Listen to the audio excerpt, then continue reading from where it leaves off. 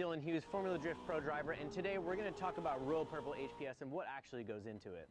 There's a lot of talk about additives, and Royal Purple has its proprietary Centerlick technology. It is fortified with a high level of zinc phosphorus anti-wear additive for exceptional protection against heat and wear. Its high film strength improves sealing between the piston ring and cylinder wall for maximum horsepower and torque. Royal Purple HPS, race car technology for the street.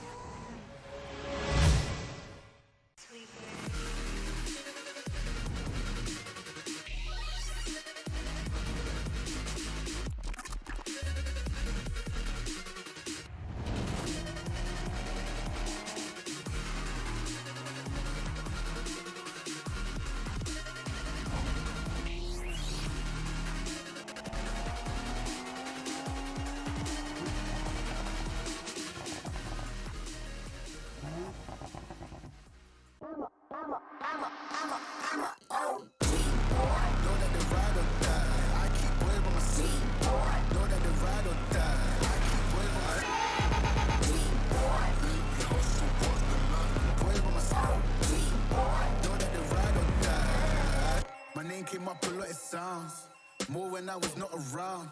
Certain people that I know, they ain't no longer about. Certain people that I know, they ain't no longer about.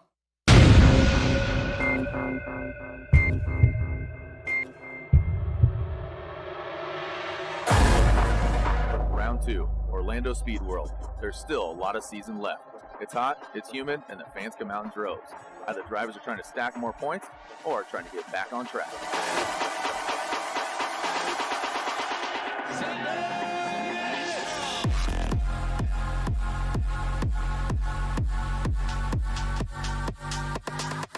Let me take a step back.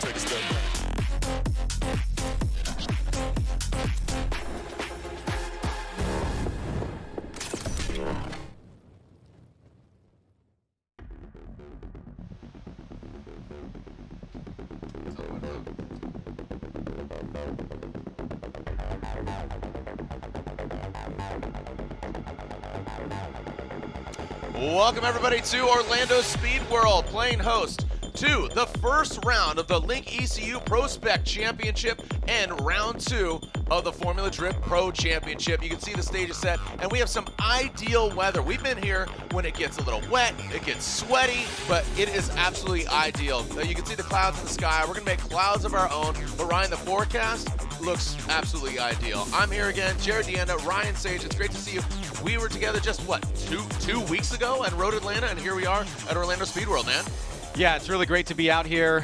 The weather is holding up really well. We had a little bit of showers early on in the week, but it looks like it's going to have a little bit of humidity, a little bit of clouds, and some good wind to kind of blow things out. It's great to be back in Orlando. The fans here are incredible, and of course, this is the first time in Formula Drift history where we're going to have equal amounts of competition for both Pro and the new series PROSPEC on the same days. Today is qualifying, so we're going to be kicking things off with knockout qualifying, but it is going to be a fun road and a fun path for drivers to watch. Yeah, knockout qualifying, a new format here, and taking a look, if we have all our vehicles that showed up here yesterday or earlier today, we'd have 35 drivers. If you could break down the format, because this will apply to pro qualifying later, but I'm excited to see PROSPEC because, I mean, there's drivers I've never seen until today. I mean, I just took a red eye, I just flew in, but I think it gives a fan the good ideas of just how progressive PROSPEC is, the vehicle quality, the driving capability, and here they are at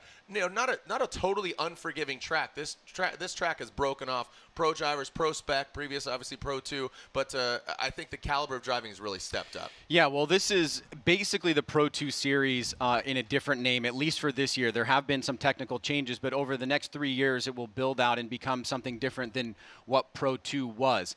And that's really in preparation to make parity amongst competitors, but also to have something different than the Pro series. So what we're going to see here today is a lot of returning guys from the Pro 2 series, but almost half of the field are rookies. And so we're going to see new faces that we haven't seen before. What type of competition level are they going to bring to the table? And of course, they're trying out this brand new qualifying format, which is one run for everybody. Then we take the bottom 8, they do a second lap, and those 8 cannot get any higher than the drivers that have already completed their first run. The tricky part about this one is we have more than 32 drivers, so there will be some drivers going home. Yeah, watching from the sidelines. So that's less than ideal, but let's take a look at this overall track and break down what we're looking at here, brought to you by Torque Drift. Yeah, so this is our sector score map. You can see how the judges have broken out each of the criteria into these individual sectors. Of course, it's style, line, and angle, with style making up 40 points, 30 and 30 each for line and angle. 3 different judges up here that are basically putting together the qualifying scores, and this is a pretty much 100% similar layout and point allocation as it was in 2019. So you can see that outside zone 1, you want to ride that big, nice wall, come down inside clip 1, inside clip 2, and then at the flat portion of the track, you can see our judges out there actually striping the course, getting all cleaned up, getting all ready to go. So here we are taking a look at the overall track. Again, our qualifying format, we were talking about that, but you talked about line, angle, style. What are some other elements that play into what the drivers are looking for here this weekend, Ryan? Well, obviously qualifying is really just about being the best lead driver that you can, or getting the best lead run that you can, because it sets up for tandem. So, this new format really challenges drivers in a way that I don't think that we've seen before, because you have to decide whether or not you want to go full tilt on that first run. Now, some drivers have done that in the Pro Series, and it's paid off really well for them. They get that high qualification, and then they go up against a lower-ranked driver in the top 32. Other drivers have held back, and then it becomes a question mark of who you're going to face in the top 32. It's a merit-based system, so it does reward people for taking risks, but you always have that second chance if you do go too big, or if you have some car problems, to get that second run. However, as we said, because in the pro field we have 33 drivers, one guy will be going home. In the PROSPEC series, we've got 35, 36 drivers, so there's going to be at least 3 or 4 guys going home. And we saw that not pay off so much for JTP, right? Remember, he kind of went for it. It ended up biting him. He got an incomplete on his first run, but then he comes back with a 94, which would have got him into the top 5. Fortunately, he did get a score, but these are the knockout qualifying goals. Run the designated line. We talked about the 2 outside zones. They're bookended in between 2 inside clips. Run the designated line, maximize angle while maintaining momentum. Initiate with a big rate to angle. That's how quickly, how snappy, how gangster, fast and smooth transitions. We talk about fast and smooth, but Ryan, we put a little hitch in their step halfway through this course. The jump, you mean? The jump. Let's just call it what it is. Yeah. Not a hitch. I mean, the photos, if you haven't seen them, already on everybody's Instagram on qualifying. You saw, I saw the 3-wheel motion, but it's not going backwards. You're doing kind of more of an endo, not outdo. You know what I mean? So, you're seeing those guys really go for it. But that's our overall qualifying format. And you know what? Let's take a look at the track from a different perspective, courtesy of Torque Drift. And again, this is the same track that we saw, like you said, in 2019. As you can see, overall, the pits are getting settled in. Thank you for coming out casual Friday. All thriller, no filler. Qualifying today, tomorrow, game day for both the Link PROSPEC, the Link ECU PROSPEC Championship, and the Pro Championship. As our track is getting cleaned up, the lines are striped. Thank you to our judges. And we are getting ready to go here. Ryan, other elements I was thinking of, the heat. Watching some of the videos before I came into town this morning, I saw Matt Field. He's like, woo, it's hot, it's sweaty. We might have ideal conditions, but in the car, you're starting to hit, 100 degrees inside there. It gets sweaty. Not only that, is that every now and again, there's a little flurry of water that comes down in the form of a squall or a rain or whatever you want to call it. That's been pretty consistent over the past couple days we've been here, and that'll make for treacherous conditions for sure, especially with the amount of rubber that's been laid down prior to the competition. In practice, we've had nearly 10 hours of practice up till this point that the public has not seen, so it is pretty crazy. And of course, here are our judges: Jared, Chris Ewell, Ryan Lantain, Brian Eggert, the 3 judges that started off our campaign in 2021, continuing on here at Orlando. We'll be judging both series, and so get a good fresh look at what they are looking for here in qualifying. I'm really excited just on how ProSpec is really going to develop over the year. From, here at Orlando Speed World, we'll see them at Englishtown Raceway Park, which I'm really excited to see, the first ever American purpose-built drift coliseum. Let's call it what it is.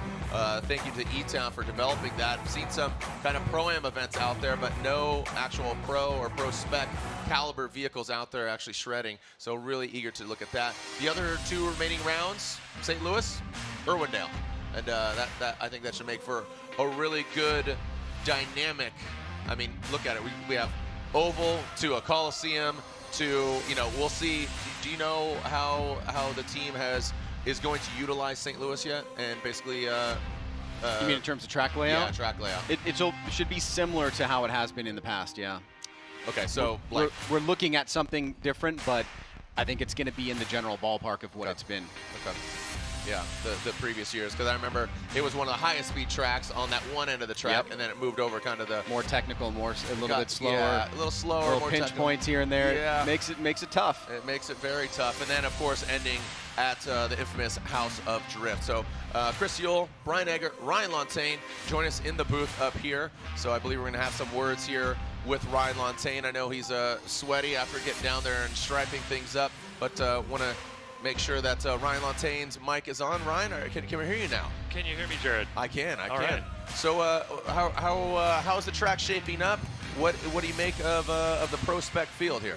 Well, we're really excited about the new pavement that we have in the infield. It's something that we've been really anticipating for a couple of years, and we finally have it now, and it looks amazing. The track, that pavement is holding up really well. I think the grip level on the track is great.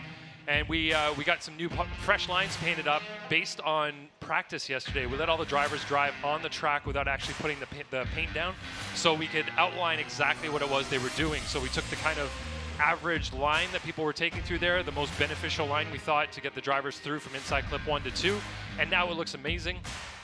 The outside zone 1 and 2 remain the same from previous years when we were here. And that's just it's an important area outside zone 1. We've been talking a lot to the drivers in the briefings about getting the car to angle as quick as possible, getting back on throttle as quickly as possible, and getting up on the wall. And I think getting to angle and on throttle quickly is what's really going to get them up on that wall all the way around outside zone 1. So that's a vital part of the track. And of course, we've had some tire debeats coming off of outside zone 1, dropping down into the infield, and that's going to be really important coming into qualifying if a driver does debeat there. And we actually had tires coming right off the wheels yesterday.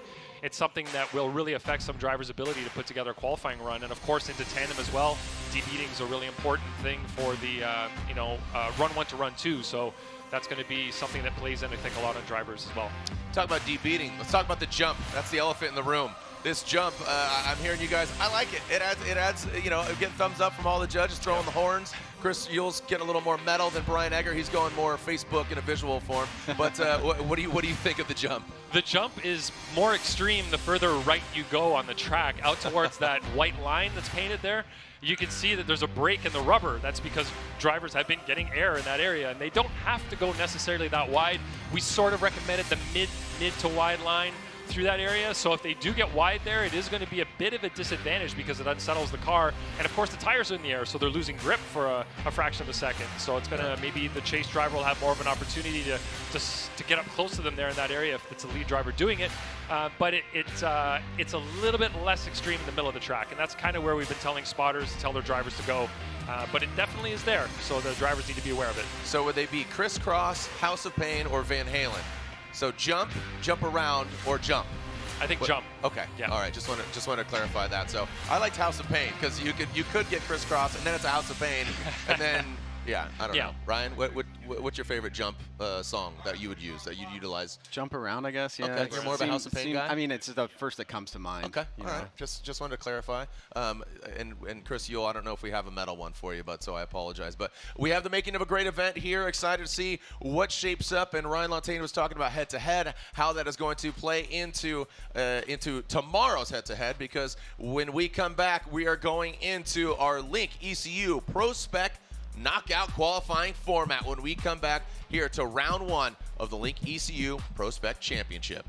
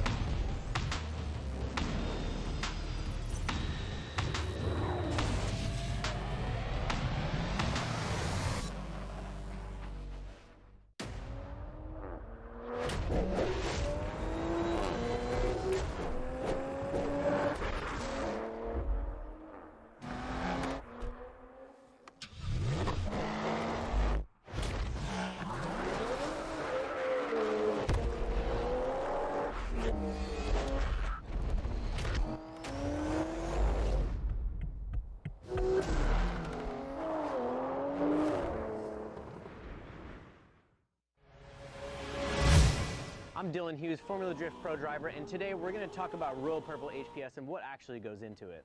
There's a lot of talk about additives, and Royal Purple has its proprietary Centerlick technology. It is fortified with a high level of zinc phosphorus anti-wear additive for exceptional protection against heat and wear. Its high film strength improves sealing between the piston ring and cylinder wall for maximum horsepower and torque. Royal Purple HPS, race car technology for the street.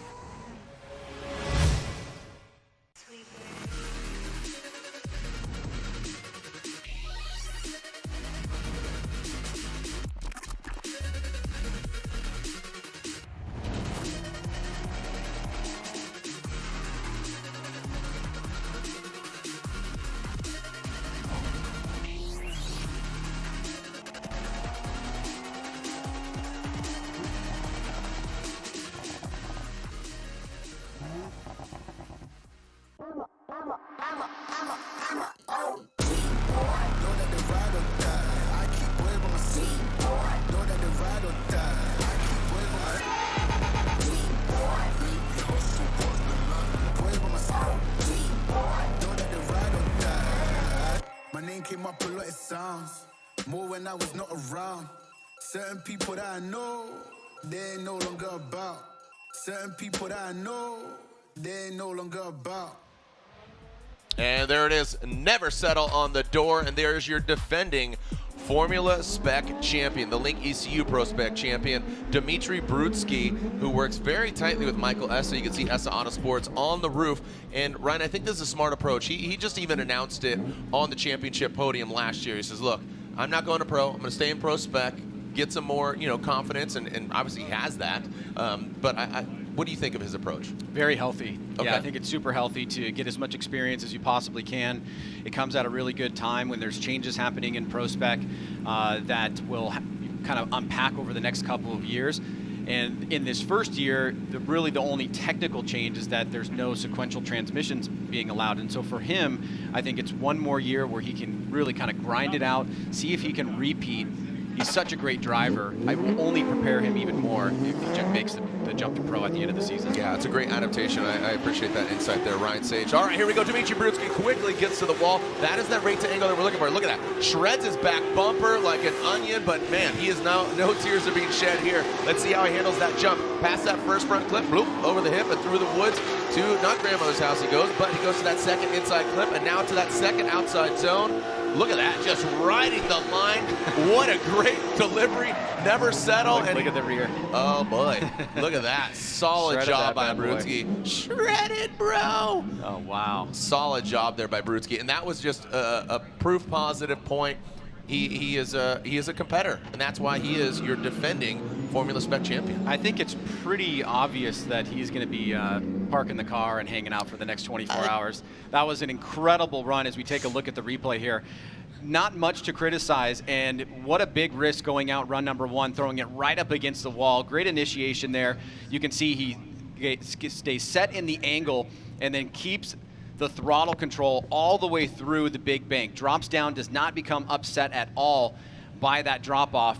Good angle there through inside clip one, good transition through to the other side, and then locks in here to the second outside zone. It does a great job staying right up on that white line that the judges have painted. I think this is going to be a nice score for him and put him right up at the top. Ryan, I think this is a good opportunity because, at first glance and even on second glance, slowing it down here, analyzing the run, Lontaine tapped me on the shoulder. I'd love to bring Ryan Lontaine in here and get his insight from the judge's perspective. Ryan.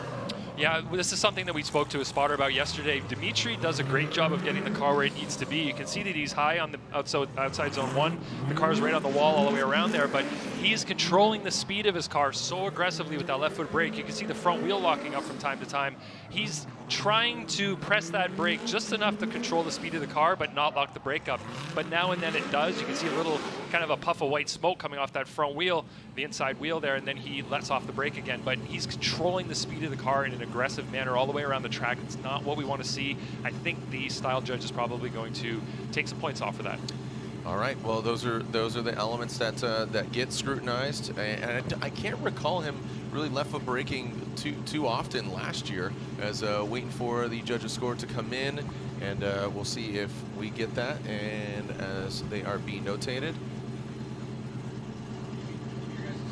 All right, as our next driver here, we got Joshua Love. You know you want some loving. All right, and scores are coming in here in just a moment. All right, looks like we got a 31 for style, 26 for angle, and a 29 for line. Ryan, that equates to an 86. So an 86 there for Dmitry Brutsky. Dmitry Brutsky with an 86 on his first run, and that's what we were talking about, Ryan. You know, they were really, you know, talking about that left foot brake, and that ended up hurting them. I still think that will be, you know, in the upper tier, but we've seen some talented drivers just in practice so far. Yeah, no, I think that's a great start for him. 86 is a solid score. We saw 90s in the pros, but yep. Yeah, I mean, good job by Brutsky, and a good start here. And yeah, I think this is what we got. Novak up next. That is Joshua Love. Joshua Love. Yep. So Mr. Love about to throw down the After Hours Auto Sports debut in a new vehicle here. That he had an E36 last year. Now with the E46 chassis. Nice job by Mr. Love. And there's that left foot brake. You can see that right wheel coming to a halt, but keeps it going. And again, you will see drivers utilize that, but it's kind of like a handbrake. You don't want to stay on it. All right, there he goes past the second clip, shoots right by, kind of a beeline from the jump into that second inside clip, stands on the throttle, powers all the way through. All right, so that big Duck Club, the GT Radials Go Round GT Radial tire, the official spec tire of the ProSpec Championship. Yeah, so interesting approach here by Novak, taking a look at this. Obviously, we see the 86 from Brutsky, kind of the standard bearer so far. And as Novak takes his approach, you know, what did he do right there? What did he do wrong? I think overall the run was not as exciting as Brutsky, so we'll probably see a few points knocked off there. But as we take a look at the replay, let's get a good glance at it. Comes out of the chicane, throttles down, gets a little e-brake pulled and right into it, back on throttle here. Now you see the front wheels spinning. Sometimes we'll see those lock up. Keeping good throttle control through inside clip number 1. And here's another departure off of the big bank through inside clip number 1, moving back around. And there you can see those fronts locking up. We see that a lot on this track, Jared. He's trying to eye up a good place to kind of lock in here on this final outside zone, right up on that white line, and does finish up pretty strong. So that was Josh Love, just to correct, as Joshua Love, second overall last year.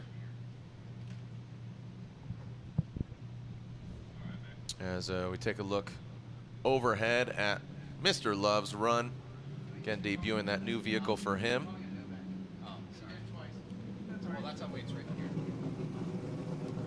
Yeah, the brand new E46, the After Hours Auto Sports vehicle. Big Duck Club, Link ECU, Wisefab, Divulge Motorsports, Field Suspension.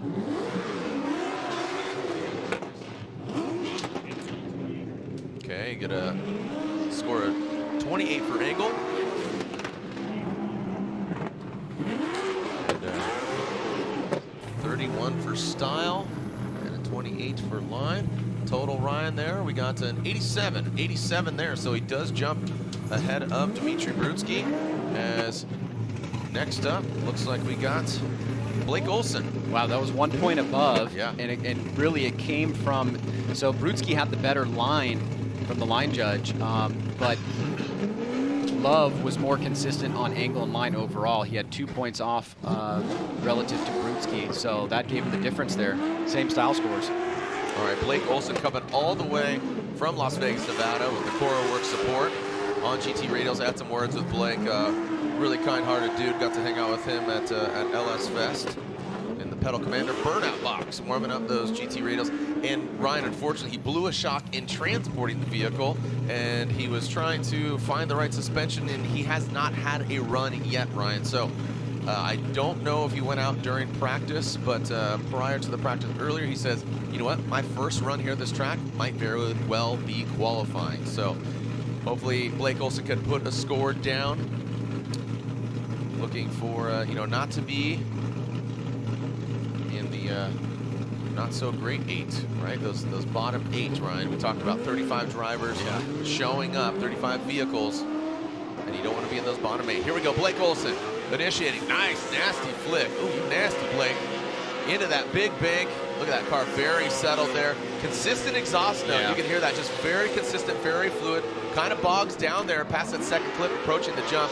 On about the second hash mark on the inside clip on the second one, and then gets it, massages it out to the outside line. Kind of like 7/8 to that outside zone, and then really got deeper as that second outside clip progressed. Well, as you mentioned, you said bogged down in the middle. The momentum map and the momentum zone is not playing a role in scoring today, and we'll talk about that and look at that a lot for tomorrow. But the judges do want to see that consistent exhaust note, if possible. It just shows the commitment overall, and we know that commitment goes directly into the style score. So I think this is a pretty solid run here for Blake Olson, obviously continuing where he left off last year. A little bit late into outside zone 2. You can see he starts pushing out there. What the judges would really like to see is locking in from the beginning of the zone, which there's a cone that marks the beginning and the end of the zone right at the finish line, to get the maximum points for that sector. And remember, we have 5 sectors here, 5 points each for line and angle. So a driver might do really well in one sector, might do a little bit more poor in another sector, and it can kind of balance things out. But I think overall this is a solid run from him. We've got our #1 qualifier with 87 points. Will somebody break into the 90s? I think that that's certainly possible here. Yeah. But so far, we're getting a good start from the top 3 finishers in 2020. All right, our scores coming in from our judges. And scores are in here. Knockout qualifying for Blake Olson with an 88. Look at that, so near 90. Blake Olson jumps to the top spot, so 86, 87, 88. If our next driver gets an 89, obviously we see some progression here. And I believe it is Austin Mata. Austin Mata here. And he pulls up to the line. Very talented driver, just seen him progress over the years and really making a name for himself. Love to see him maybe make the jump to pro next year. But Austin Mata, Sykes saw him in the pits earlier, said, "What's up, man?" And I said, "Not much." And then we said, "Okay, see you later." And that's how that was our exchange today. That's pretty much the premise of it. That's the moral of the story. Austin's ready to throw down. Eager beaver, ready to chomp on this log of a track. Send it. Sopa on Europa says, "Get out of here."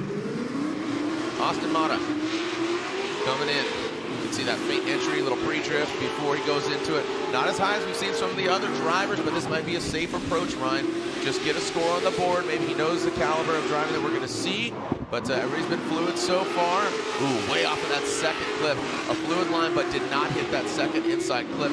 Now bring it to the outside zone. Delivers there on that second outside zone. Would love to go to the Jabroni Droney overhead view for Austin Mata. Yeah, I think this is a pretty good approach by the top drivers, going out there and laying down a run that is more probably than not going to get them into the top 32. I think the research that has been done so far on the rookie guys really has only come from practice. So they're making, their spotters do a little bit of work and say, well, what kind of run do I need to guarantee myself a position in the top 32? And for Mata, I think this is another prime example here.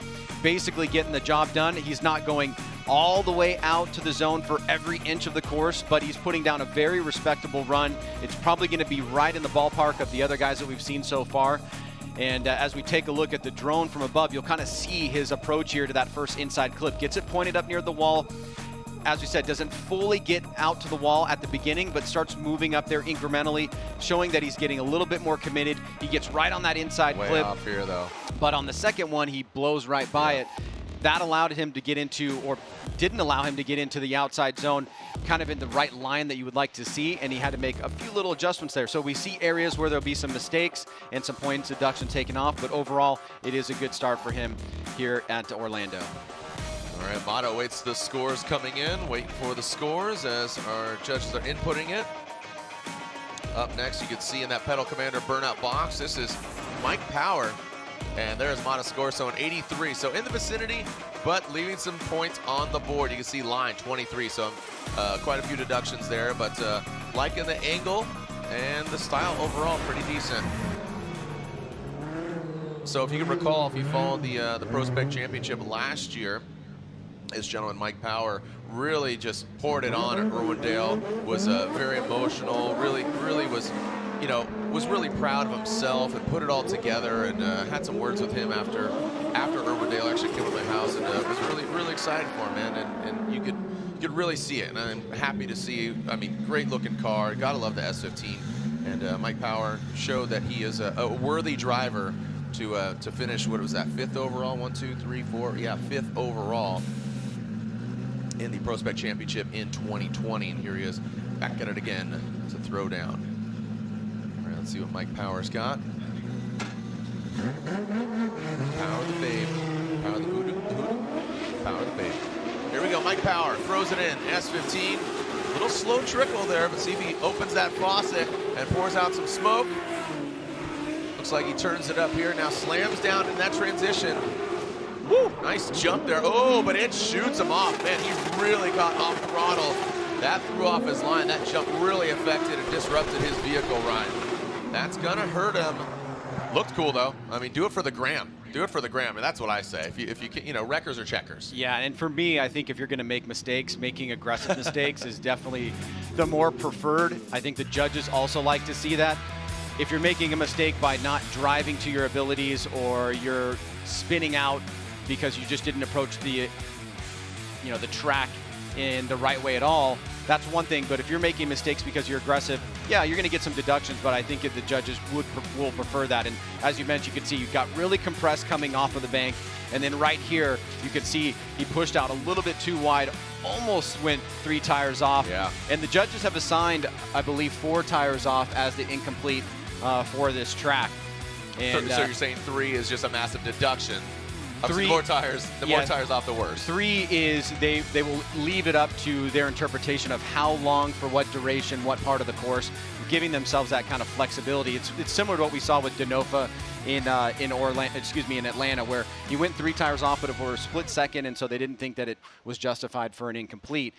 In this case, and in this track, they're going to go 4 tires off as an incomplete, and 3 or anything else will be just how long, what part of the track, and things like that. Right. All right. So Mike Power here from New York, 24 years old. The vehicle operated by MA Motorsports. Got the OMP kit, of course, on GT Radials, official spec tire of PROSPEC. Scores coming in here for Power. And a 75 for Mike Power and Mike Power Drift. Check him out on the IG. Like I said, do it for the gram. But we'll see if that is enough to get him in the not-so-great 8, a.k.a. the bottom 8. What was the cutoff for pro in Atlanta? I think it was 62.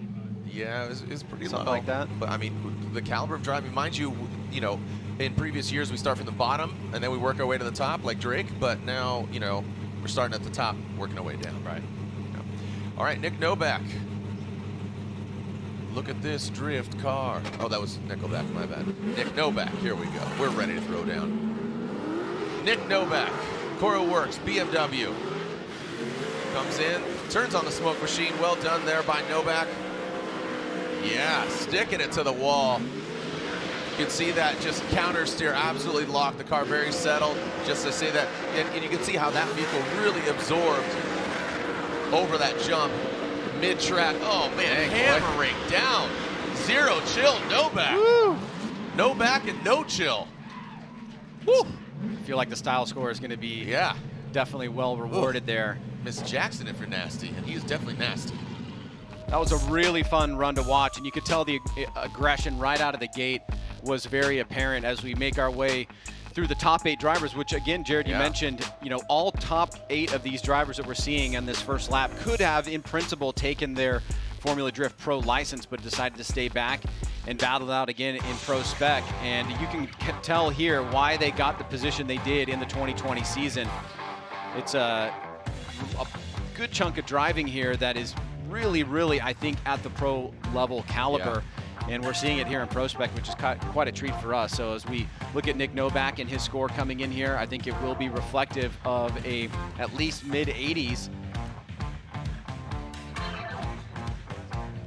Just taking a look at some of the stats here.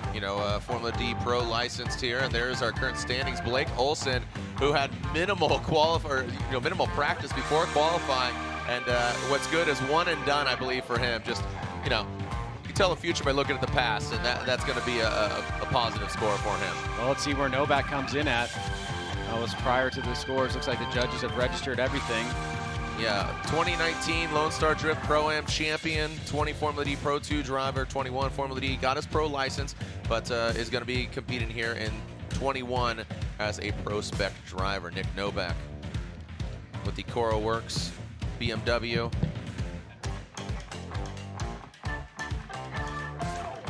No looking back. There you go. Nick Novak got on the box last year. Just hearing from the judges, they actually want to get one more replay. I think they want the drone. Yeah? I think they want to get, yeah, I think they're allowed to do this. They can call for an additional replay. And here it is with Nick Novak one more time.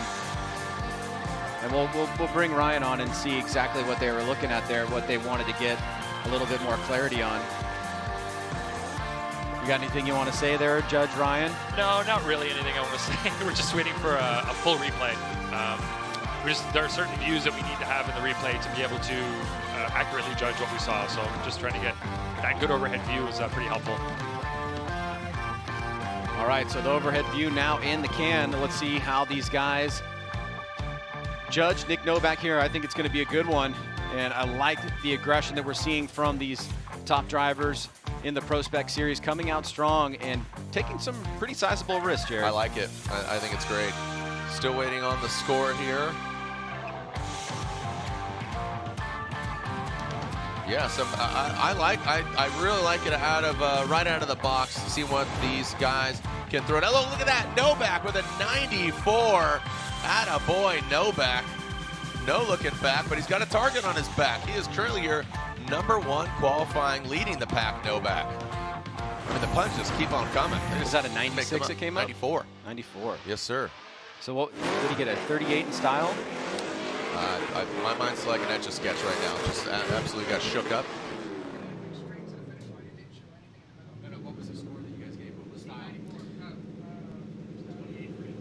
All right, so here we are seeing Kelsey Rawlings. I talk about all the guys, but this is the only female in competition. Kelsey just progressing over the years. I've seen her compete in many different competitions, and here we go with Kelsey Rawlings. Coming into, she's from right here in Florida. I know she moved to California, getting a lot of track time. Oh, rides that wall, slams down, taking out that first front clip. Oh, a beeline. Oh, wrong side of the clip. She hits it with her front right nose. That's going to be a deficit in the line category, of course. And as Kelsey Rawlings crosses the finish line, Ryan, what do you say? Well, yeah, definitely some noticeable mistakes there, and it will have an impact on her overall run. I don't see an incomplete there, but she kind of toyed with going off course a couple different times. Good little aggressive flick there, but unfortunately is not able to kind of hold it in the way that she wanted to. Kind of snaps and doesn't, she almost has to push the back end of the vehicle out to get up on the bank there. Almost drops the tire, going a little bit too wide. You can see the compression there, hits that inside clip. So struggling to kind of find the line and kind of the smoothness and consistency in there. You see a really big example of it on inside clip #2. Final turn here for Kelsey Rawlings as she wraps things up, but definitely will get a few points knocked off in probably all 3 categories. We'll see how the judges treat it. Yeah, and she's still running that supercharged 5-liter illuminator under the hood, or just popping out. You can see it poking out of the S14. She's got a couple different vehicles, but she has the SR powered, the S14. But Kelsey, over the years, been just having a lot of fun. Like I said, moved from Florida out to California. I believe she would spend a lot of time out there. So we'll see how it goes down, and the scores are coming in for Kelsey Rawlings. Fans scattered about the venue here. You can see Micah Diaz making his way to the line. Micah Diaz, Ferda. And there's Kelsey's score. So, wow, line with a 1. So, yeah, unfortunately for Kelsey Rawlings, a 48. Is that correct? I I think the line there was 21. 21. Okay.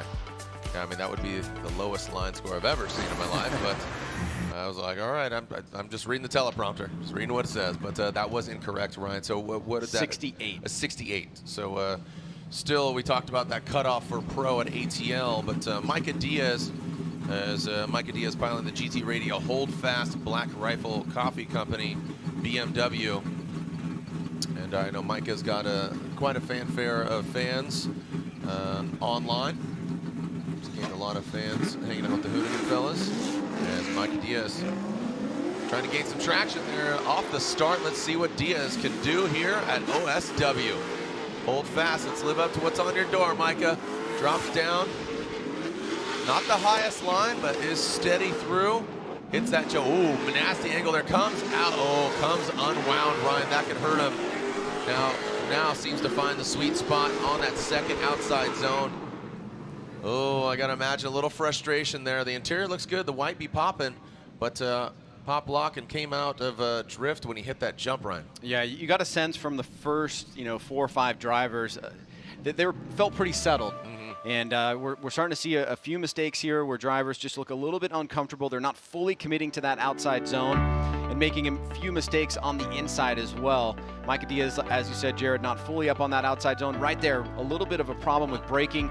Kind of loses a little bit of angle to inside clip number 2. The final turn here is pretty much fine. Could have got a little bit deeper. I haven't heard that in a while. Sorry. The old Ryan. Everything's fine. It's fine.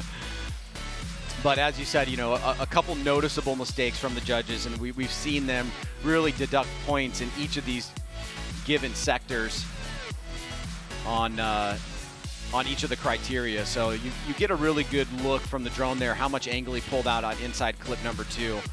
And the judges definitely don't want to see that. So will it be a keeper for him? I think it probably will be, but we really don't know how the rookies are going to fare here in 2021.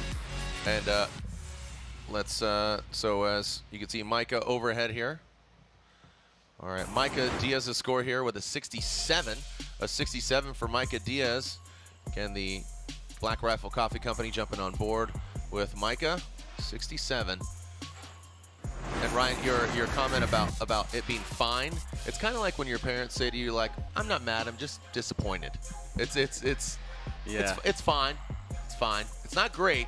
It's not bad. It's fine. And it's almost worse to be that. Yeah. Oh, I know, and you tell me that multiple parents, times. not It's for fine. drifting. Oh, yeah, of course.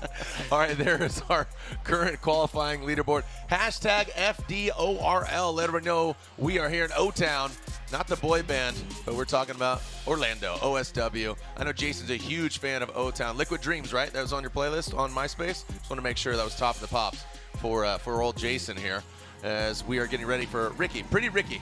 That's what I like to call him. Pretty Ricky Hoffman. As Ricky Hoffman on the start line.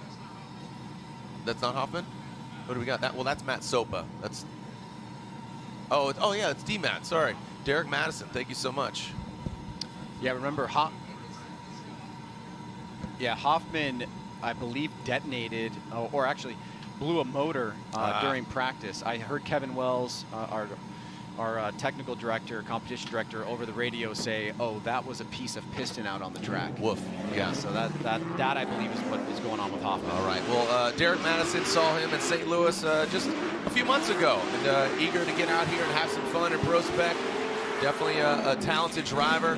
Like to see him a little bit higher on that. Oh, he slams down, overshoots him on that first inside. Oh, and tire exit stage left. Sopa, don't do it. Oh boy. Oh, look at Madison. Oh, we don't need no stinking tires. Look at that. Oh my gosh. Good thing that it was that side. Yeah. I don't think he would have had. He doesn't have either tire. Like just, he's going straight on wheel.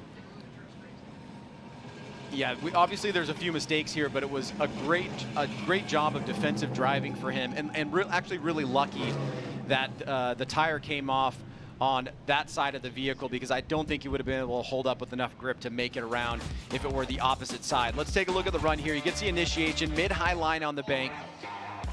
Comes off the bank at a pretty good angle there, but gets a little bit unsettled, and he goes through the middle section of the course. And that's where we see the tire kind of pop off and go up near the start line. There it goes right there behind the vehicle. Now at this point, he's pretty much only got grip in the front and on the rear right, which is allowing him to make it through the course, but obviously we will see some general overall points being deducted by the behavior of the vehicle once the tire popped off. But great job of him for saving it. It might even still get him into the 32, but go ahead, Ryan. Are you going to say how wrong I am? Lontaine's got a question over here. He's raising his hand. I have a question. Yes, sir. What do you guys think about what happened at inside clip number 1? We're going to watch it right here.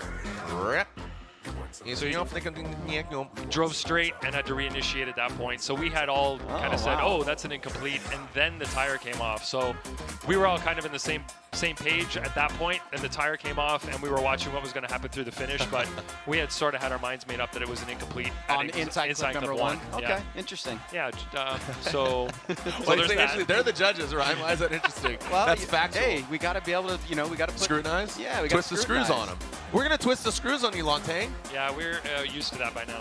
Oh, gosh. Oh, gosh. I know. Playing the victim here. Yeah. The tire, I felt like it was the SpongeBob meme where it says, I'm going to head out. Yeah, I'm out of here. Yeah. I'm going to head out. That's happened, what, 5 times now this weekend already? Sopa has had to dodge a couple of them so far. Yeah. Sopa on Europa, you're guaranteed a clean start with Sopa on Europa. This is going to happen. So is that confirmed, Lantain? Okay. All right. So you guys are going to definitely get a lot of hate for that one. All right, these guys are whispering. They want to be heard on the radio. All right, Ryan confirming with the other Ryan. They're having a Ryan off right now. Who's more Ryan than the other? Ryan Lontaine or Ryan Sage? So yeah, we are confirming that it is incomplete for Hoffman, really on the basis not of not Hoffman. I mean, this I'm is sorry. D-Mad. Of Derek Madison for the straightening and the reinitiation at inside clip 1, and it sounds like the tire coming off was just kind of like insult salt to in the injury. wound. Yeah. And a little bit of a factor, but it will be an incomplete. Kudos to him for making it through the course. He'll have one more shot at it, and I'm sure that he'll be fine, but tough break there for Madison. Have you ever put salt in a wound before? No, I haven't. It's an interesting saying. It's a dark one. There's D-Mad, Derek Madison. Like clean it out, you mean?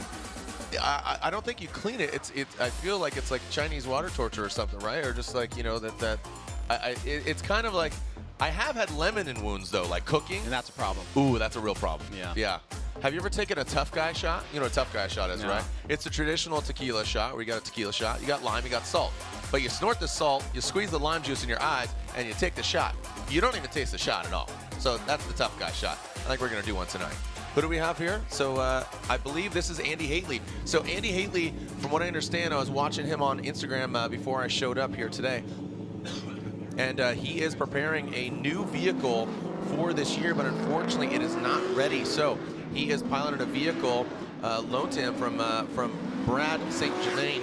As here we go, Andy Haley. Let's just talk about the run right now, and then we'll get into his story. It looks like he is throwing down, slamming down, and he looks to handle that transition, and he gets a couple wheels off the ground as Andy Haley continues on through the course. Looked like we had a couple vehicles prior to him having some trouble, but Andy Haley finds that sweet spot. Well done by Andy Haley. And this, again, borrowed vehicle, a Jackson Performance S14. And again, this is a borrowed vehicle. Well, you got to appreciate the hustle and the effort here from Haley. With only 4 rounds in PROSPEC, getting points in the series towards the championship, towards a license is a really important thing. And Haley comes out pretty strong here. It looks like he's going to get a pretty decent score on the board overall. Couple little mistakes, a little bit wide at inside clip number 2 there, but he's able to lock in on a pretty good line on outside zone number 2 and drive it all the way through. And you can see the smoke line very consistent there, so committed all the way around that final turn. All right, so again, this is a borrowed car from BSG, SFL Drifters. And I want to thank, I see Andy Haley. DR Westies is spotter, and again, wants to thank Jeff Jones for helping him out, get this thing set up. Taking a look at, utilizing IG is obviously a great resource, Ryan. But yeah, he's building another E46 in PROSPEC. That vehicle is becoming quite the chassis to build. I mean, we've already seen, we saw Love, we saw Novak, not an E46, but even a newer chassis, the Blake Olson BMW. as we are waiting for the score of Andy Haley.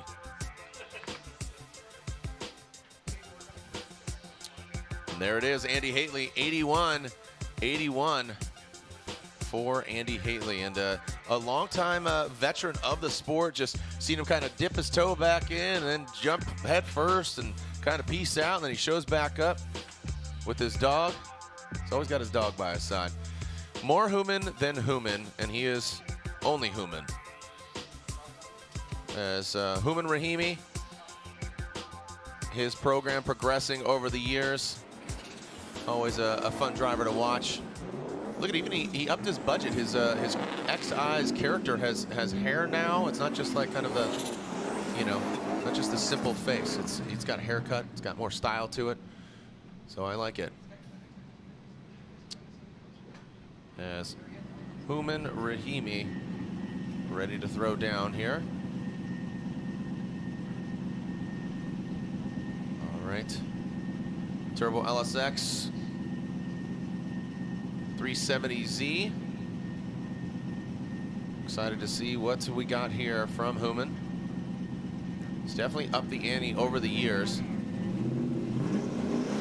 it looks like he is ready to throw down here. All right, Human Rahimi throws it in. Whoa, man, he is blazing, working his way, just slowly working his way up the wall, but doesn't get all the way up. Really handles that transition smoothly, Ryan. Looks like that car suspension really set up properly. You can see even the jump hardly affecting the attitude of the vehicle. Puts it right on the line, set it and forget it. Nice job there by Human Rahimi. And a very fluid line from Rahimi. What do you think, Ryan?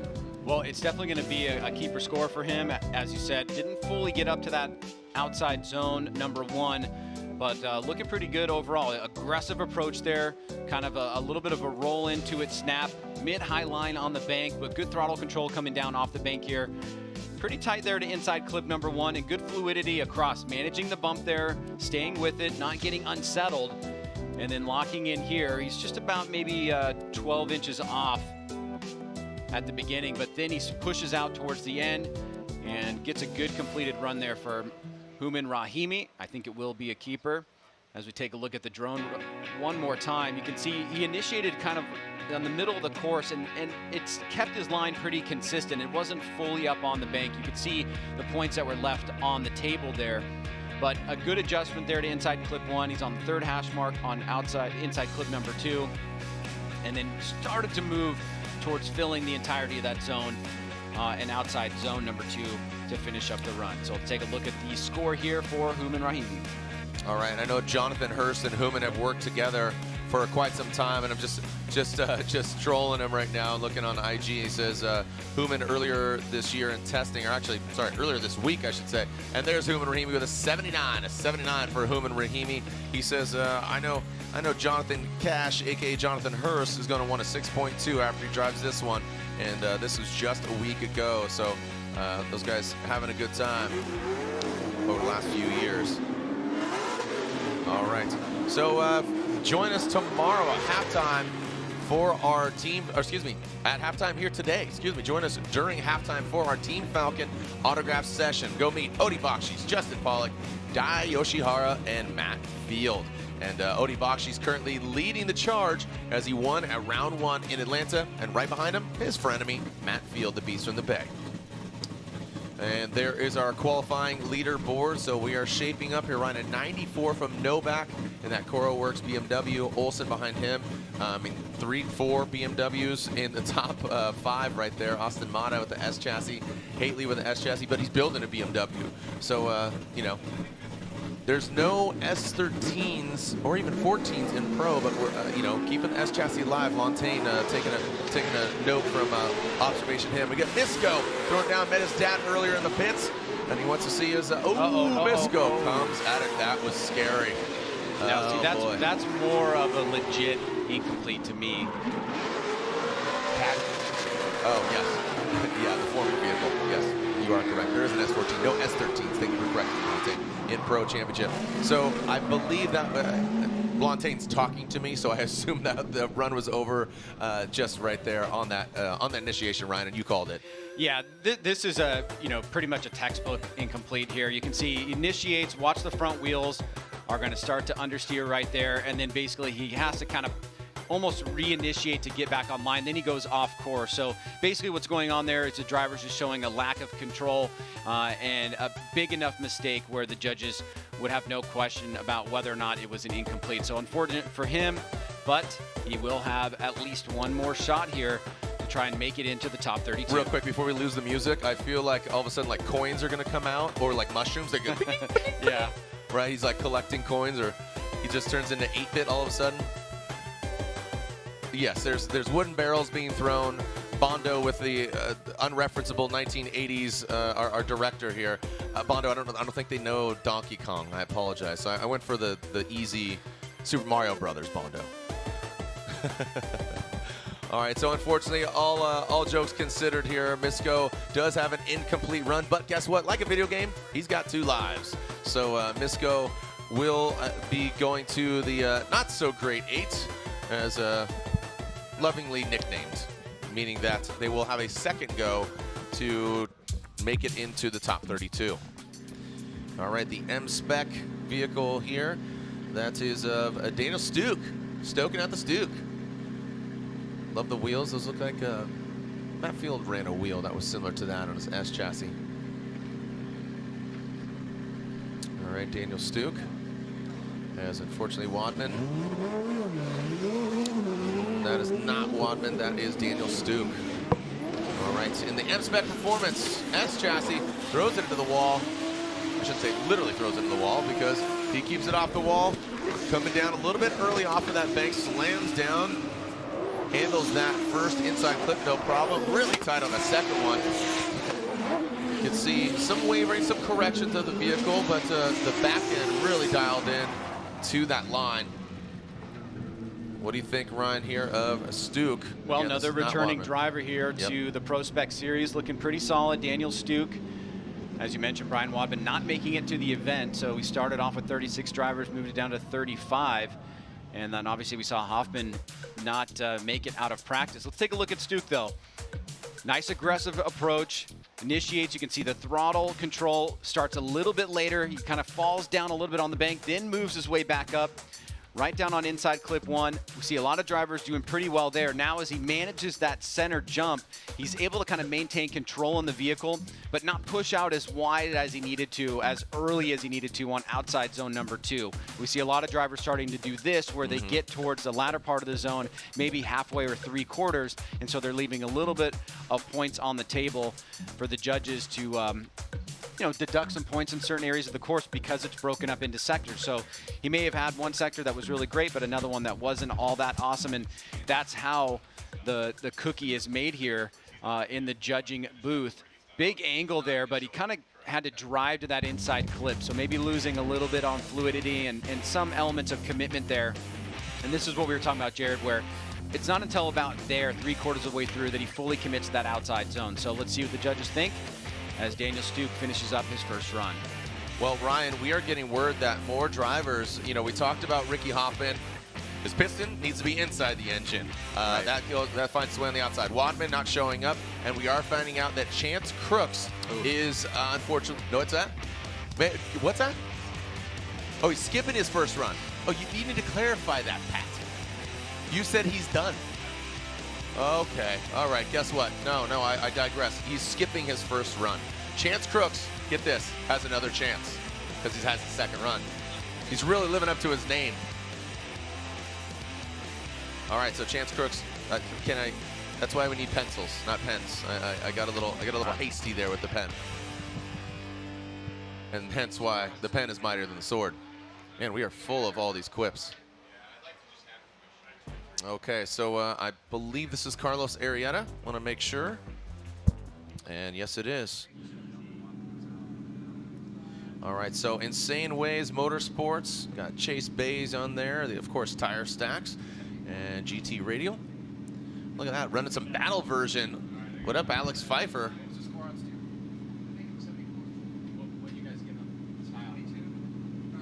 All All right, run BC there.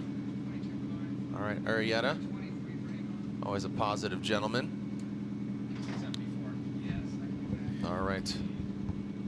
So Jared, just hearing Daniel Stuke coming in at a 74, 29 for Sal, 23 for Angle, 22 for Line, coming in at a 74.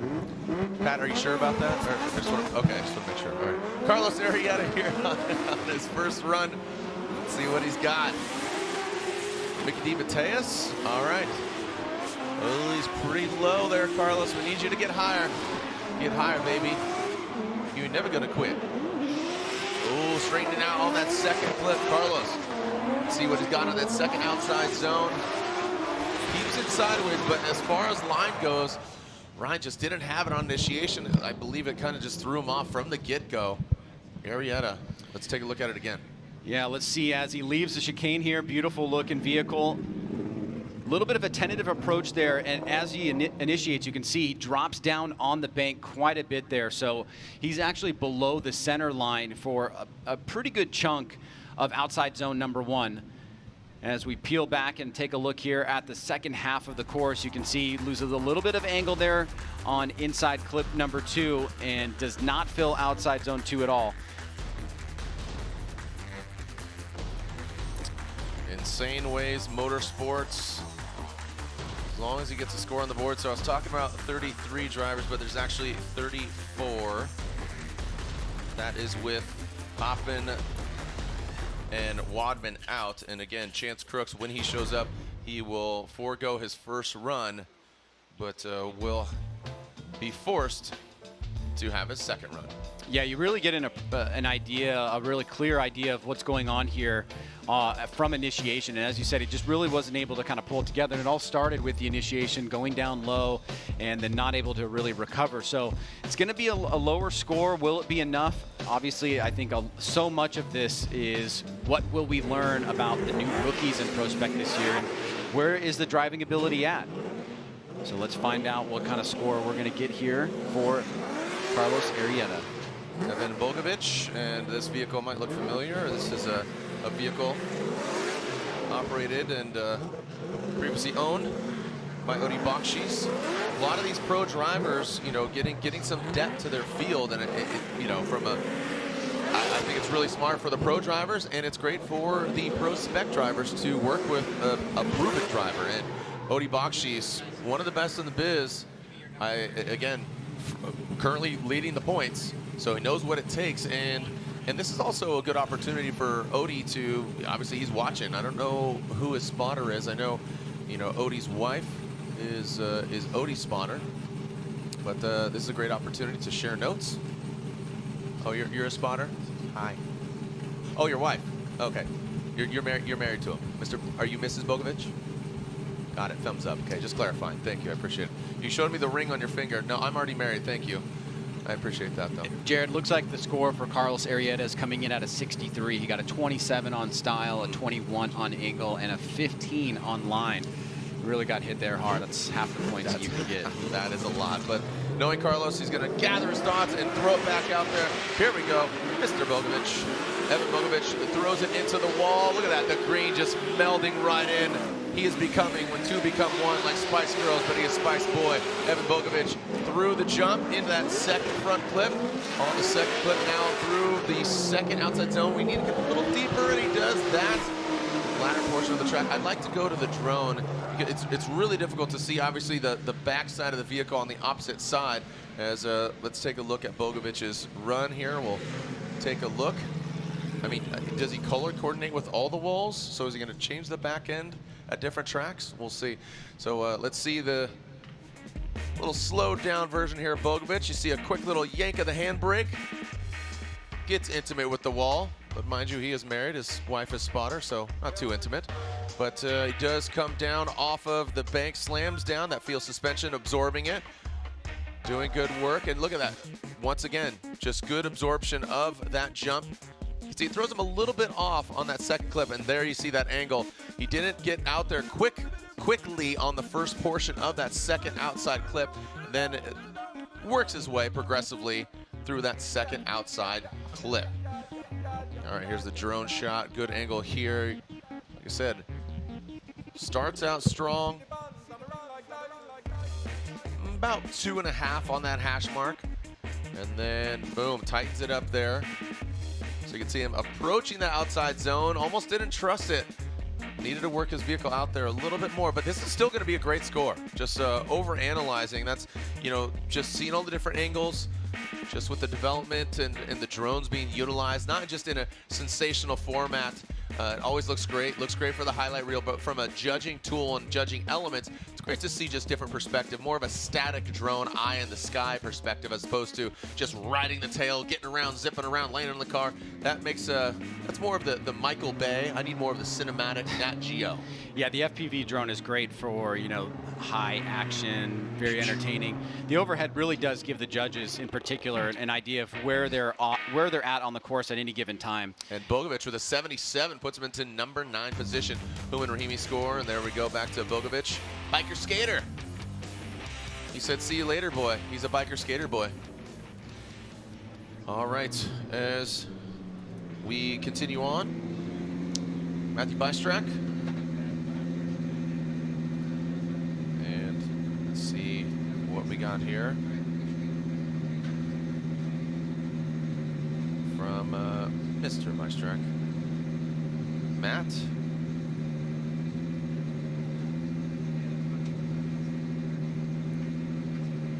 And here we go with that Tire Racks Gas Factory S13. Function Motorsports, Clio tuned. Outdoor Dig supporting from Jersey. Let's see what we got here. Matthew. Hiked with his eyes on the prize. Ooh, and late initiation. Oh, man. Is that past the last initiation point? Yeah. Oh, I'm seeing some head shakes. Ryan, that will be an incomplete, unfortunately. Failure to launch. Houston, we do have a problem. And let's get Ryan on. Can he explain that in a bit more detail? Monte, please elaborate in more detail. Can you hear me? I can. Yeah, we're always looking for the drivers to initiate that latest initiation point. On the fence line over there, you can see 3 white and red markers. Those are the 3, 2, 1 cones. And then the 4th marker is the red and yellow one. That is the beginning of outside zone 1. And you can see him driving straight by all of them and then initiating partway through the first sector of outside zone 1. So he's well into the outside zone before he initiates. And that would be considered an unchaseable lead run. It's also a late initiation by a long shot. You can see that last marker he just drove by and then slowly rolls to angle later on. So, and he hit a cone in the chicane, which doesn't have an effect on qualifying, but in tandem that would have an effect, of course. So, something he's gonna have to look to kind of cleaning up if he does get into the tandem competition. But here you see him straight, and then slowly rolls to angle, pretty deep into outside zone 1. So, unfortunately, that's going to be an incomplete for him. Hey, is that Bob Grandpa Drift? Is he in the building right now? He is down there. I was having a talk with him earlier. Is that him right there? That's him right there. That's Bob Grandpa Drift is in the building? He is. Sweet. I know his wife Alice is not doing so well, but he wanted to send her notes. But I'm glad that Bob Grandpa Drift is with us. Yeah, he said that his wife told him that he absolutely should be here at the show. She didn't want to get him out of here by keeping him at the hospital, so she said, you have to go. I'm doing fine. Get out there to the show. So here he is. Awesome. Bob, the number 1 Formula Drift fan. He's always out there.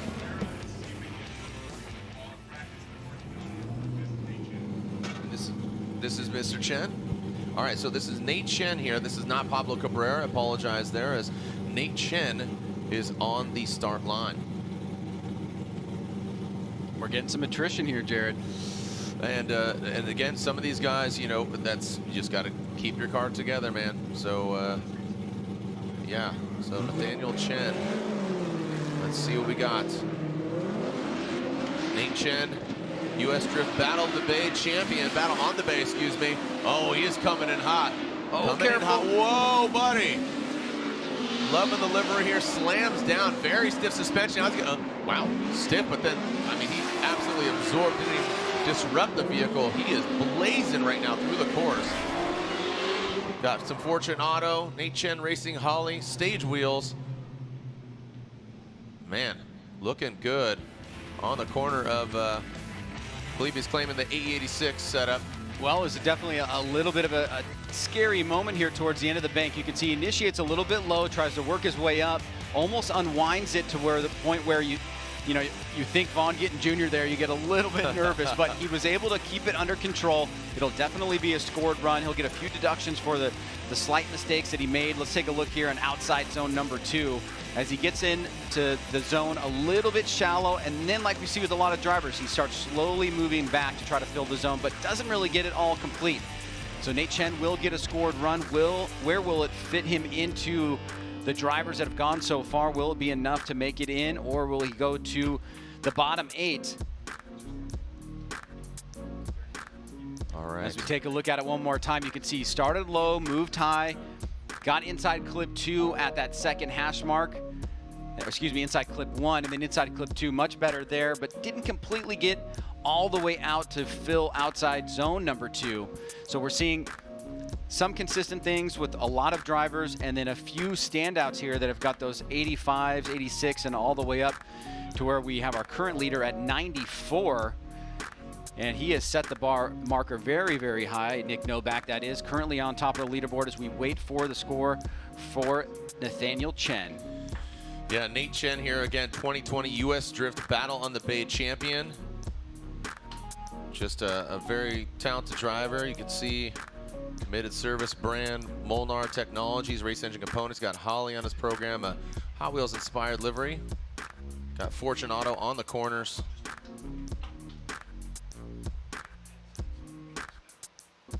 So some good expectations here. Check out Nathaniel.Chen on IG.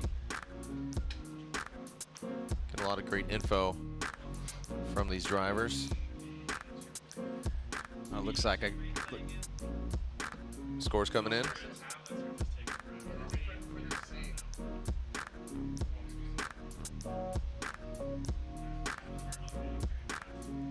And just okay, getting us. All right, well, we'll get the score for Nate Chen when we come back. Take a short little break, and we'll continue here with qualifying in the Link ECU ProSpec Championship.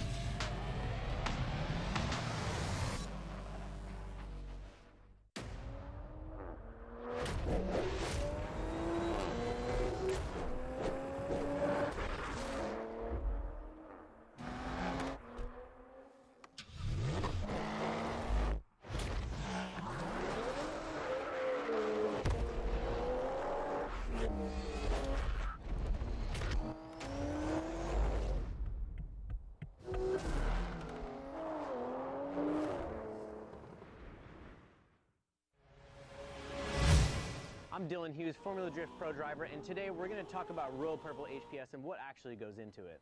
There's a lot of talk about additives, and Royal Purple has its proprietary Centerlick technology. It is fortified with a high level of zinc phosphorus anti-wear additive for exceptional protection against heat and wear. Its high film strength improves sealing between the piston ring and cylinder wall for maximum horsepower and torque. Royal Purple HPS, race car technology for the street.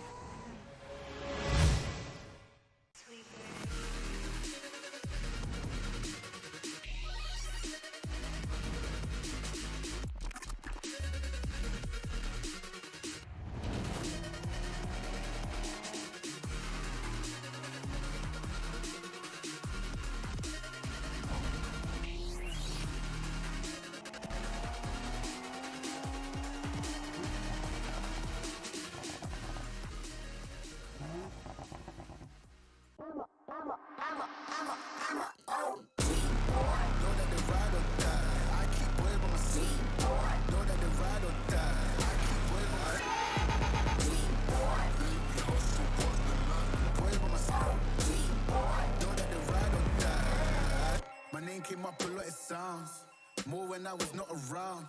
Certain people that I know, they ain't no longer about. Certain people that I know, they ain't no longer about. Welcome back here. Look at this. Just an absolutely beautiful day here. And we are the Link ECU Knockout Qualifying Format, the KQF here at OSW. That's right. A lot of acronyms. Orlando Speed World, FD. That's Formula Drift, baby. We're here at round 1 of the Link ECU PROSPEC Championship. There is our leaderboard. Nick Novak with the target on his back. Balake Olsen from Las Vegas with an 88. Joshua Love, you know you want some love, 87. Brutsky, Mata, Bogovic, Hately, Rahimi. And look at this. There we have. So we're getting 32 drivers in the PROSPEC Championship. So as we move on to our next driver. And I believe this is Josiah. Yes. Ryan, I would appreciate it since you are Canadian. Can you pronounce Joshua's name for me? Josiah Falaise. Thank you. And you have to do the run call here because he's your fellow countryman. I'm all joking aside. Here we go. The Drift HQ S chassis. Look at that. He melts right in. He is a karma chameleon. He just shapeshifts his way across the killer crossover. Makes easy, quick use of it. Doesn't even get to that jump. And great job by Josh. And that Drift HQ S14, Joshua Falaise.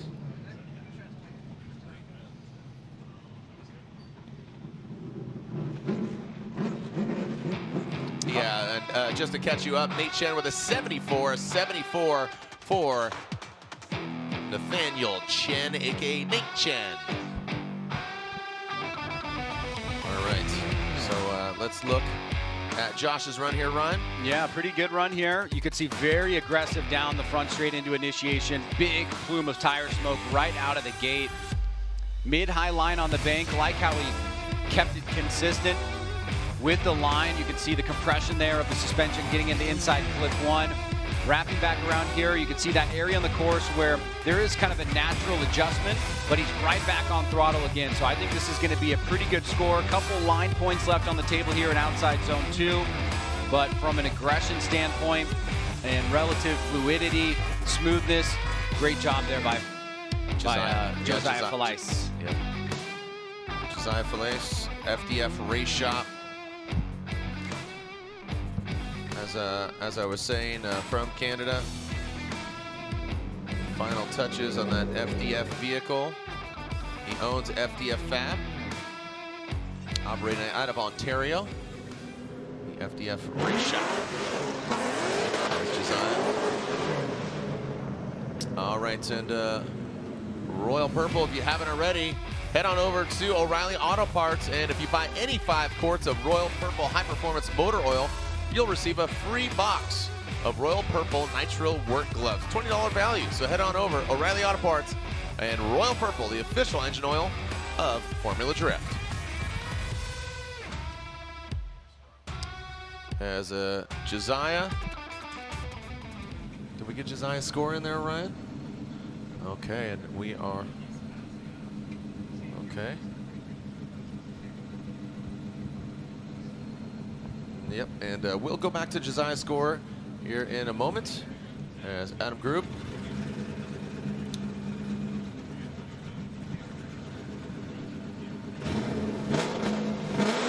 All right.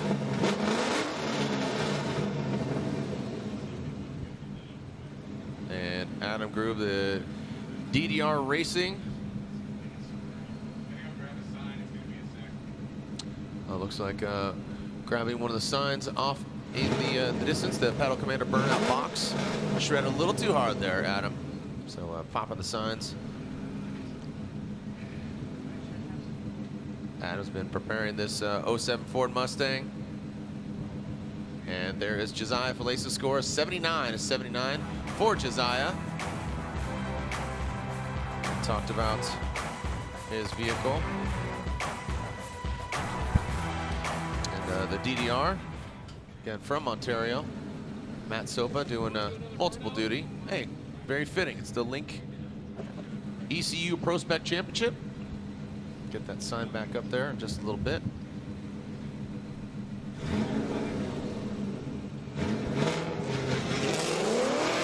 All right, coming to us from Oklahoma, Adam Grube been building this vehicle, and here he goes. Little maiden voyage in Formula Drift. PROSPEC initiates, comes down off the bank, falls out of drift, and oh, that's going to be a big correction. And I'm seeing the heads drop of 4 of the judges, our 3 judges, Chris Yule, Ryan Lontagne, and Brian Eggert. Unfortunately for Adam, that will be an incomplete, and he will be forced to go for a second run. So you can see the DDR Racing advertise here, your business. He's looking for some sponsors, looking for some support. He's going to need all the support he can get because he's got to go second run, Ryan. Yeah, tough break there, Jared. He'll get that second chance. You can kind of see he was a bit tentative. He got out of the gate, accelerated, but then slowed down right here before initiation. Tried to get on the gas and keep the car in drift, but you can see he got pulled down off of the bank.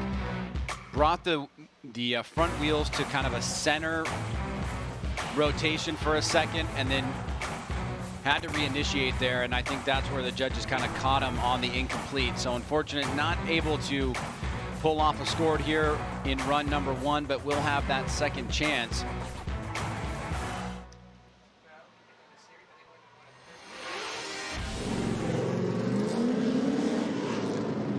All right, Jared, so moving along to our next driver, is this Rudy Hansen here? This should be Rudy Hansen, yes, sir. Yeah, this should be Rudy Hansen. Great look at S13. Using that pedal commander burnout box. Jared, just looking at some of the scores so far, we've got Chance Crooks, who is going to get another chance, as you said. He's one of 6 incompletes that we have so far. And I remember, if there are more than 8 incompletes,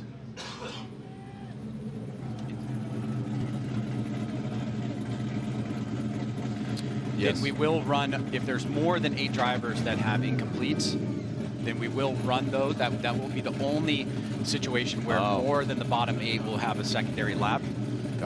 But right now we are only at 1, 2, 3, 4, 5, 6. So getting close. Yep, Rudy Hansen. All right, here we go. Let's see what we got. Oh man, he drops down low. That is not high on the bank. Rudy, we're pulling for you. Whoa, man, that jump throws him off. 1, 2 tires way off of that second inside clip. And now that second outside zone does find that. But let's take a look at it again here. Ryan, unfortunately, on initiation, you saw him way down low on the bank. That is going to be a massive deduction for him.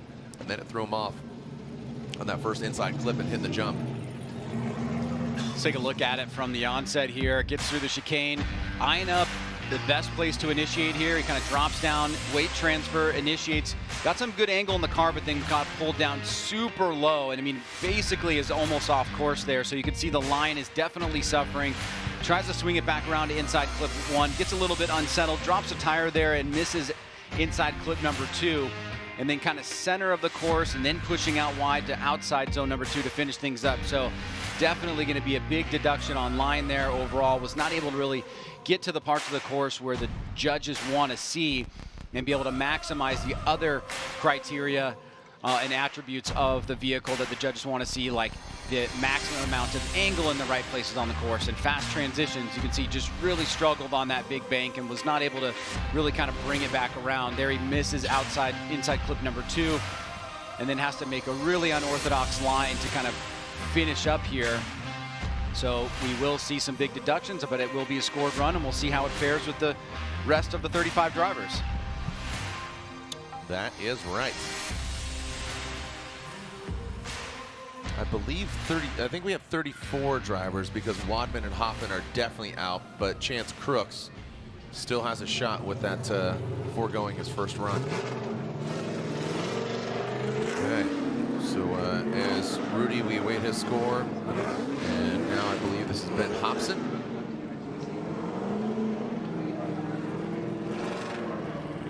Warm it up here. That full lock S14.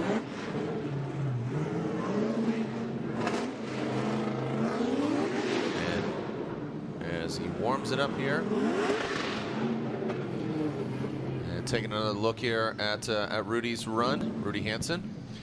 Yeah, judges are requesting another look at it. I have to wonder if it's about the mistakes or just trying to figure out whether or not he was off course in that area, that it would be an incomplete.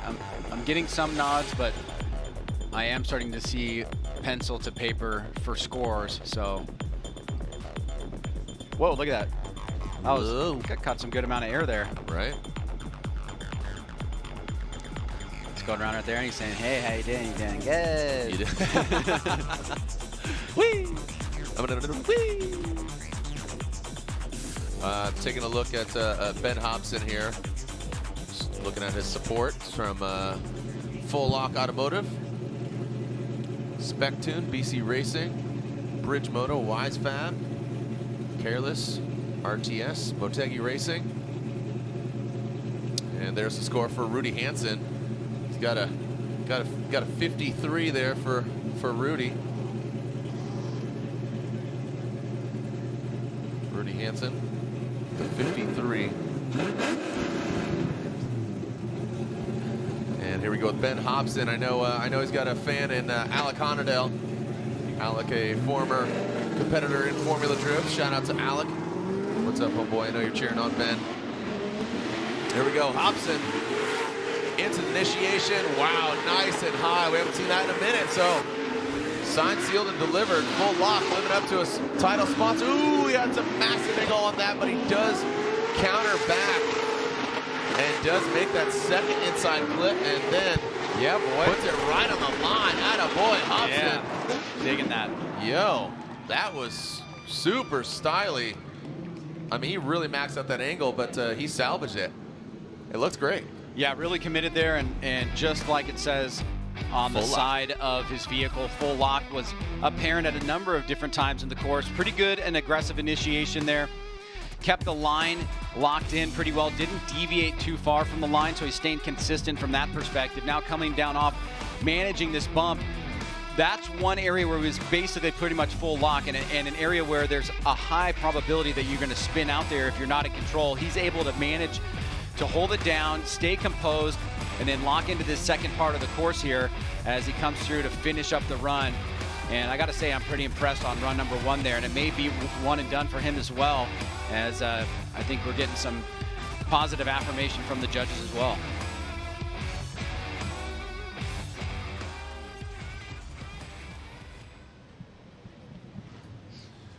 All right. Drones down. And Alex Jagger coming up next, and there is our qualifying leaderboard.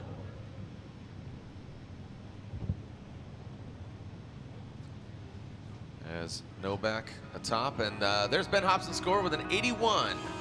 And 81 for Ben Hobson.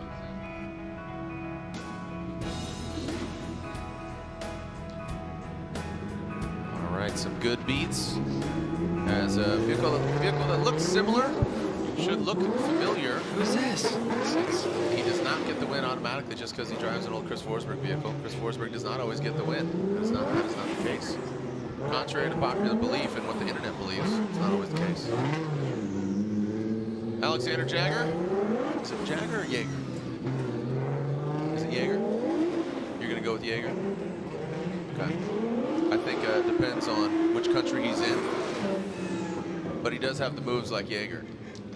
He's in America. Thank you. Thank you. But I would say if okay, yeah, I guess because Nick, is it Mick Jagger or is it Mick Jagger? Is it Jaeger? Is it Jagermeister? He is British. I've yet to meet Alex, but I am excited to see how he performs on this vehicle. Nissan 370Z, operated by his team, but again, utilizing some resources from the CFR camp. And making sure we're getting some debris off the track, and we'll be good to go. And here we go, across that start line. Here we go. Alex, see what you got. Show me what you got. Flicks it into that first outside clip and brings it on down, slams down, absorbs it no problem. Now transitions over the jump. Whoa!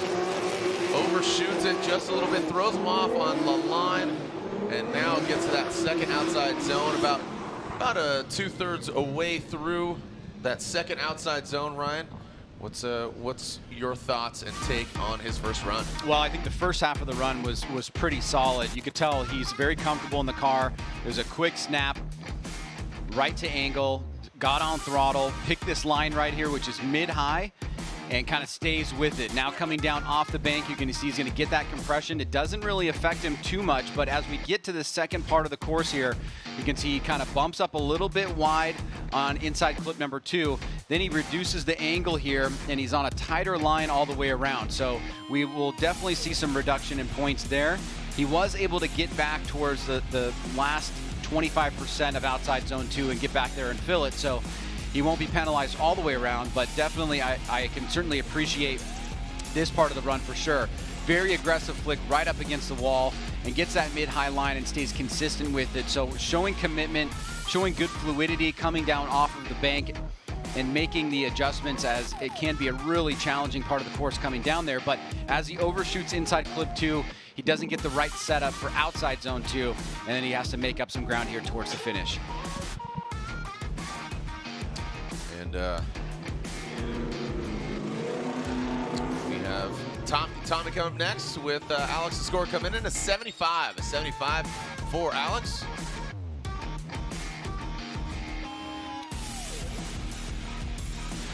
Yep.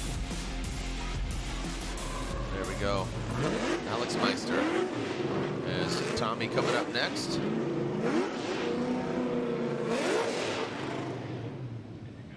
And Tommy, another fellow countryman of our 3-time Canadian champ. But you're not 3-time Canadian champ, Ryan Lontaine.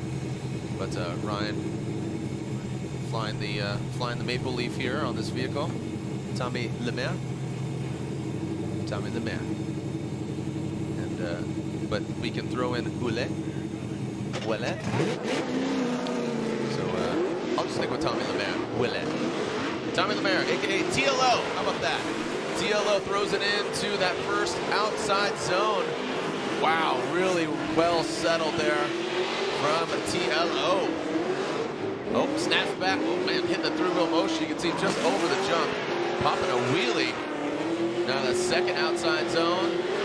Tommy Lemaire across the finish line, gaining some applause from the fans. Great looking S14, Ryan. Yeah, and the rookies are looking pretty good here. Yeah. We're kind of deep into the rookies. Everybody that's got a number 1 on our sheet here is a rookie. So pretty impressed here by Tommy. Let's take a look from the onset. Drops down into the middle part of that course, initiates nice and aggressively. You can see he was smoking the tires all the way down the front straight into initiation. Pretty close to the wall there, mid-high line, stays pretty well adjusted coming through that center section, locks up the front wheel, but makes the right adjustment to get to the outside of outside zone 2 early and then sticks with it. So I think a good approach, great job, pretty good execution overall. And Tommy Lemaire, Ouellet, looking pretty solid there for run number 1. Ouellet. Ouellet? Yeah. So no Ouellet. Yeah. Okay.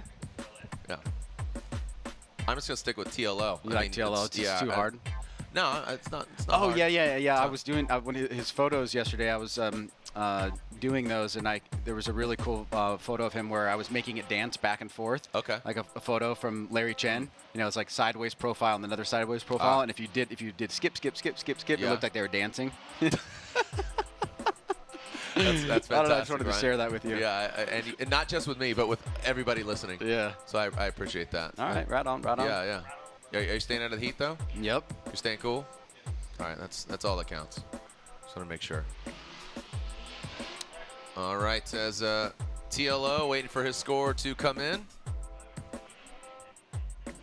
And here it is. Boom, there you have it, 87, look at that. Tommy Lemaire with an 87 puts him into number 3 position in our qualifying. The KQS Nice job. knockout qualifying format continues. What do we got? 1, 2, 3, 4, 5, 6, 7, 8, 9 more drivers, less than 10. There is our qualifying leaderboard. And you can see as Yager there in 12th. Power, Mike Power started out strong. That's 75, but slowly knocks him down. But you can see we have 19 drivers with scores, and we're looking for 32. So let's see what we got. Alex Lickliner. And got the flares out back. Let's see if we can drag him on the wall. Alex, you can see, initiates, lacking some angle and definitely lower on the bank than we've seen from previous drivers. Alex now transition. Whoa, over the jump. Looks like nothing that would say that it's an incomplete, just a little bit lackluster there on initiation. Flirting with it though, maybe. Yeah, very, very precarious. Yeah, oversteer. Let's take a look. There was a flirtation with an incomplete there. Like a little, hey, how you doing? Yeah. All right, let's go from the beginning here. Looks pretty strong on initiation, but doesn't fully get to a committed initiation up against the wall. And then he's kind of driving down, losing angle. There's an understeer right there. So I think, yeah, the judges are, yeah, I think it's going to be an incomplete.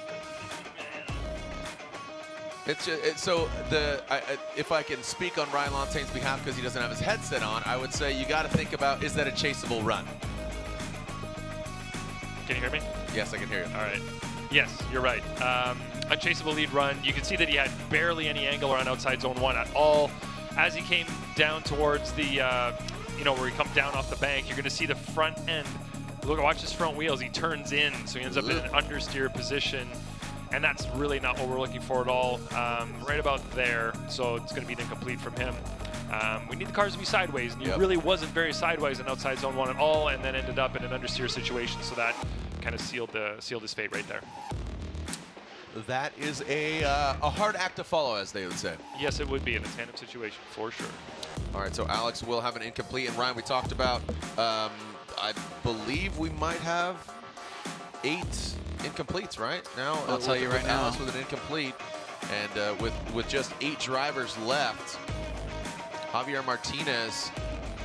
Martinez saw him out of LS Fest West not too long ago.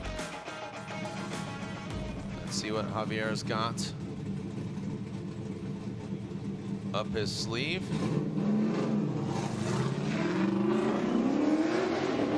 And here we go, leaving the start line. So we do have 8. We do have 8 incompletes. Martinez, the SDR wheels go round. Middle of the road here. Dials it in on that front clip.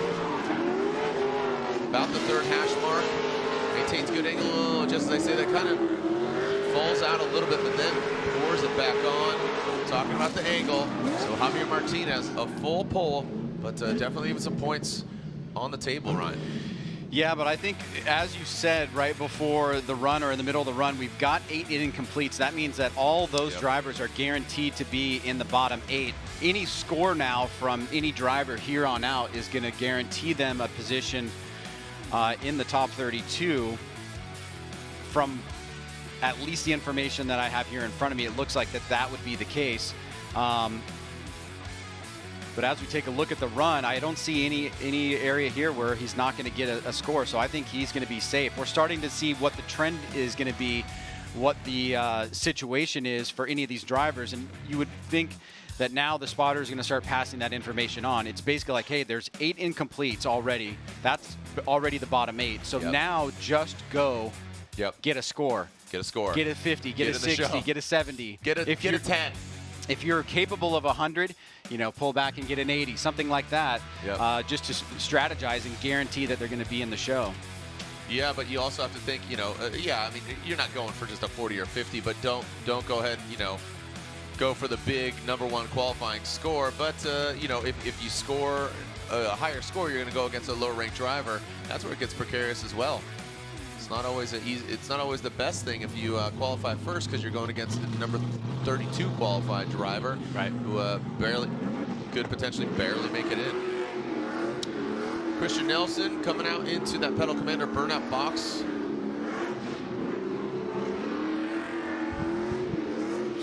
You go back there. No. Christian Nelson warming up his tires. The RTS Nissan 350Z.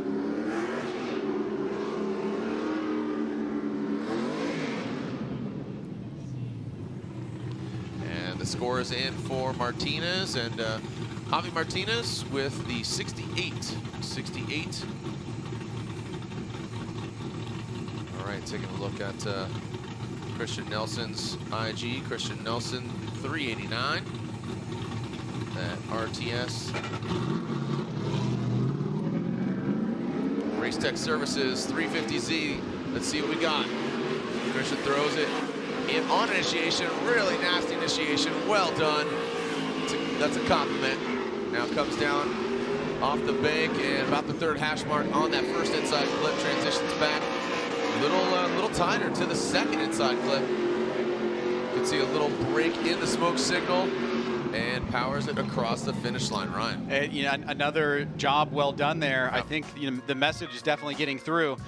As we're looking for drivers now at this point to just receive a score to make it into the round of 32, we're seeing here that Christian Nelson is doing just that.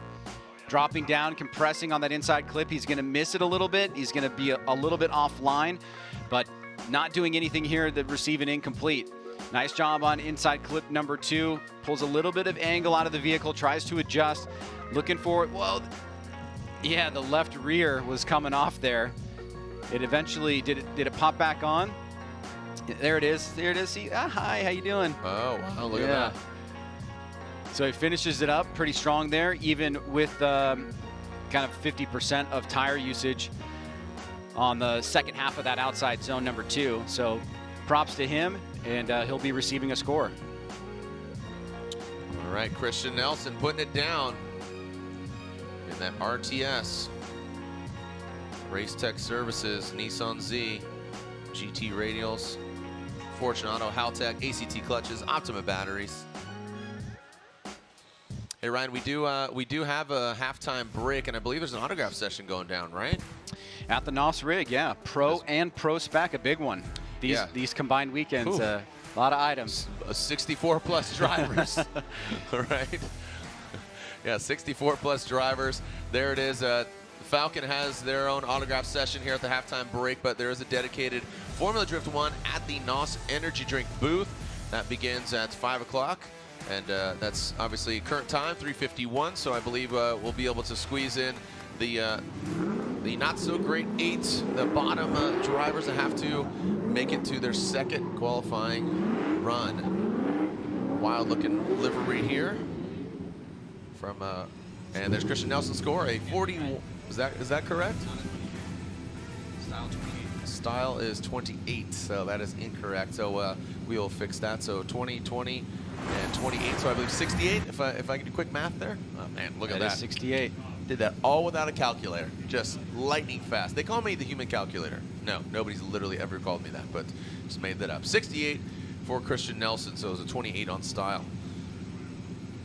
All right, Rye O'Connor on the start line. Show me what you got, Rye O'Connor. Another Nissan Z, Breadman 350Z. Mr. O'Connor, mid on the bank on that first outside clip, the MFRZ. Past that first front clip over the jump. Quick little wiggle of those front wheels to wrap it around the 2nd front clip. And now in that 2nd outside zone. Consistent fluidity through the entirety of that 2nd outside zone for Rye O'Connor. Yeah, as we said coming in the broadcast, Jared, it would be interesting to look and see how the rookie class is going to fare this year. I have to say that I'm pretty impressed with what we're seeing overall. You know, guys are taking a very mature approach here, putting some good strategy to play here, given what's transpired in qualifying so far, knowing what's going to be needed to make it into the top 32. With the number of drivers that we have, there are going to be some guys left on the outside. But so far, we are seeing a good bit of driving here by Rye O'Connor. And it looks like he's going to get a score as well. You can see he's kind of midway, mid-high line on outside zone 2. So the rookie class continuing to perform here as they take up these. And I think in some way, giving the rookies and the lower-ranked drivers an opportunity to see the higher-ranked drivers go first, which is a new addition to this year because we used to go reverse order, actually is a benefit to them. you know, to see, oh, this is how the judges are playing this particular part of the course. This is where the deductions are happening for these drivers. So if you have the skill and the aptitude to be able to get through the course and lay down a solid run like we see here with Ryan O'Connor, I think it's a good strategy, and it definitely helps. Yeah, and you know, I think it's good. We started out right out of the gate, you know, and there's Christian Nelson's updated score, so I apologize about that, but a little graphical error, no big deal, 68, and Alex Schlegel, no, he hasn't even gone yet. So this is Alex Schlegel right here, as that was to be Ryan O'Connor. Now here's Alex Schlegel, so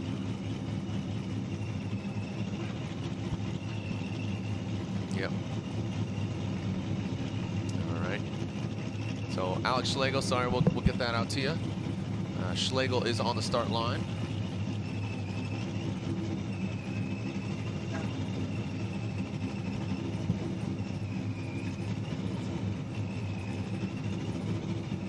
All right, we'll revisit that score of Ryan O'Connor as Schlegel on the start line, ready to throw down.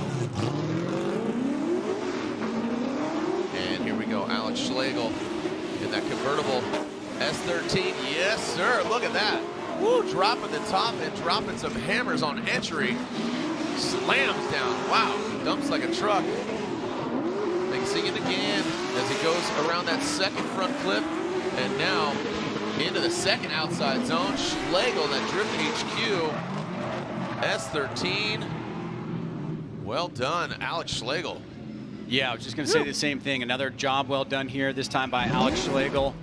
Coming out of the gate aggressively here. Looks like picking up, you know, some strong advice from anybody that's spotting for him, knowing what he needs to get done here. And a beautiful start here, mid-high line on the bank. Fully locked into that line and staying consistent with it. Takes a speed bump, no problem there, makes an adjustment. Was just about at the second hash mark of inside clip 2, number 1 and 2.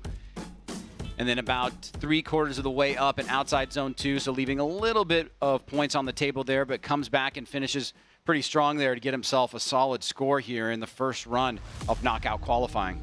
Gotta love it. So well done there from Schlegel. Spark Speed Shop got a Pro Charger there. I know he had some fun in the off-season, built himself a crazy kart with the boys at Taxi Garage. Shout out to those fellas. Project Car. Drift HQ. I said it, bro. I said it a couple times.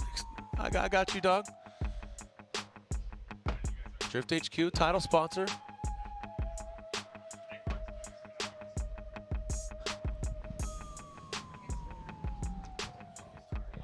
All right, so Schlegel awaiting his score, and we'll go back to Ryan O'Connor's score as well. As yep. We'll go back to Ryan O'Connor. Yes, sir. Thank you very much. And Amanda Sorensen. Amanda Sorensen in the Driftline BMW, sister to Brandon Sorensen, who's competing in the Pro Championship. So two female drifters here in the Formula Drift ProSpec, the Link ECU ProSpec Championship. So Amanda will be pulling up to the line here. Let's see how she throws down.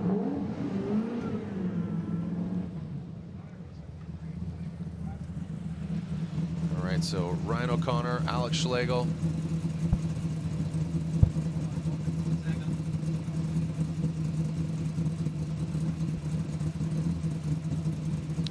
Sorensen on the line. Just a few more drivers, including Amanda Sorensen here. We have 4 drivers left.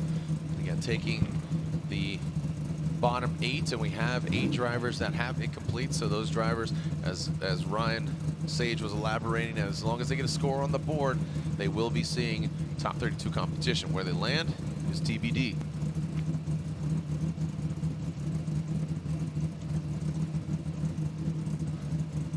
Right, we will get back to those scores. Here we go with Amanda Sorensen. Sorensen Motorsports, that Driftline BMW. Well done by Amanda. You can see stock lock, ready to rock. Well done. Not high on the bank, could be higher, but consistent fluid line. Oh, a quick little correction there. So overshoots that second inside clip, but fluid line, you can see right and just exceeding the line just a little bit. If that was dirt, she'd be definitely throwing up the dirt. So as far as the track edge, so it could be higher on the bank. So talking about the outside clips, and they got a little too deep on the second outside zone. But Ryan, a little update on the scores there. Yeah, it looks like we got Rye O'Connor coming in at a 73 and Alex Schlegel coming in at a 79. We'll get that up on a graphic here shortly, but that looks like the preliminary scores that came in, and now we'll take a look at Sorensen. Brother doing big duty in the Pro Series last round, and now trying it out herself here. Good start from the young driver. Mid-high line on the bank. Looking comfortable in that vehicle, coming down off into that inside clip. Pretty smooth there. Nice transition back around. Manages the bump pretty well. A little bit of an adjustment there. Had to pull some angle out of it, but gets right back on it. You make that little mistake, that correction, quickly get back to what you should be doing, and she does finish pretty strong there. So nice job by Amanda Sorensen. As we pick up the last few drivers here, and then we will get to our bottom 8.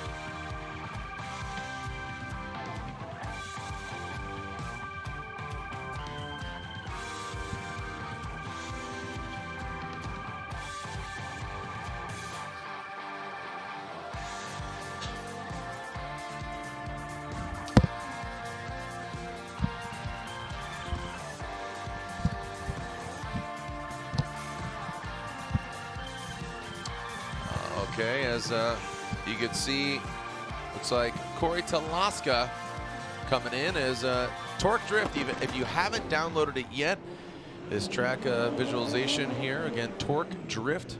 Definitely encourage you to download Torque Drift and make a way for Dylan Hughes and his Royal Purple BMW E46 out now on Torque Drift. Free-to-play drift game available now on mobile and PC.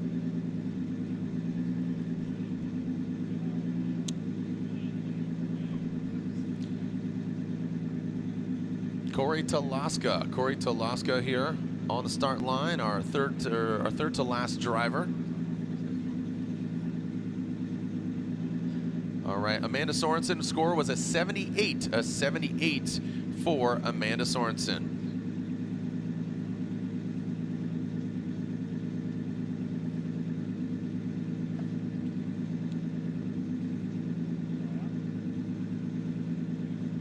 Want to confirm 78 or 79, sirs? All right, as Talaska.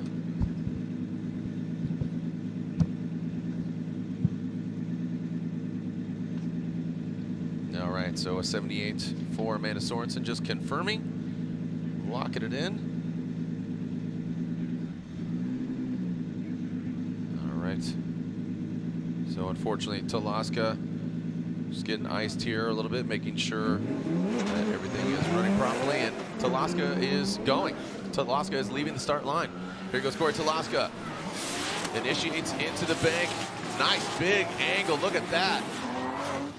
Well done by Talaska, let's see. Really tight to that inside clip. A lot of smoke being kicked off. Good look at BMW taking out. Look at this, I'm gonna take this home. This clip, this one's mine. See this one? Yep, taking it back like the Goonies. There we go. Shreds that final clip. Well done by Corey Talaska and the E36. Let's take a look at it again here. Watch, this is what we talk about rate to angle. Ready, just snaps into it, set it and forget it. You can see the basically the not cheater, they are the true teller wheels. When they're white, they stick out. You could see the angle just locked and loaded over the hip, the tabletop. Center punches that front clip. That'll be a small deduction, but obviously he hit the clip. Could be a little deeper on that second outside zone, but you know, the first portion, the first half of that overall run, Talaska really nailed it, and then he literally nailed that second inside clip. So Talaska. Thank you, fellas. There you go. Thumbs up. Matt Sopa on Europa. And there we go. Novak still leads the charge. Olsen, Lemaire. We got Love, Brutsky, Mata, Bogovic, Hobson, Haley, Schlegel. Our top 10. Remember, 32 drivers. So Feliz. You can see remaining drivers. So 2 more drivers. Lucas Torno, a PROSPEC rookie, and Rich Whiteman.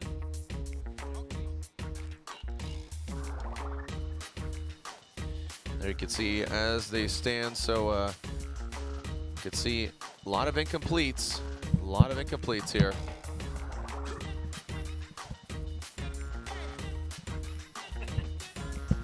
Okay, so the lowest score is the last score, excuse me, Corey Talaska with an 84. All right, so Corey Talaska with an 84. So puts him into number 6 position.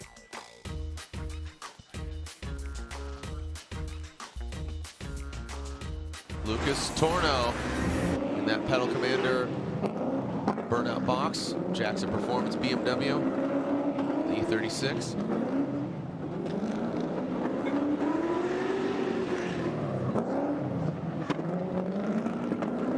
And Torno, the Tornado, whipping it up. Warming up the GT Radials, the official tire of the PROSPEC Championship.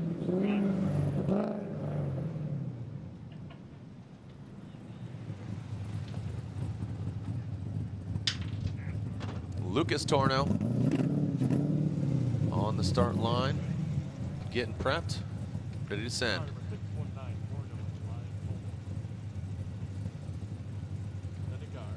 Again, second to last driver for their first qualifying run. Sopa sending with just absolute vigilance. Here we go. Torno. Just needs a score. Yep, just needs a score. Oh, boy. Oh. Ooh. Too soon. So yeah, 9. that was going to be 9 drivers. I blame you. I blame Yes. you, Ryan. That was the announcer's curse. Unfortunately for Lucas, looks like it was over before it started. And unfortunately for Torno, that will be an incomplete. So Ryan, as you said, an instance that we didn't know we'd expect does come up. So more than 8 drivers have incomplete runs on their first run. So we will have more than 8 runs.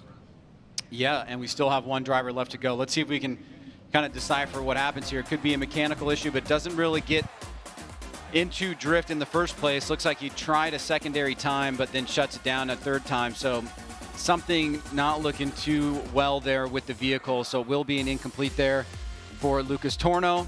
As you said, that puts us over 8 into 9, and it's all incomplete. So we will run at least 9 drivers in the second lap. We still have 1 more driver left to go in Rich Whiteman, who will be our last and final driver of the afternoon, in the first run at least. Yep, yep. Rich Whiteman.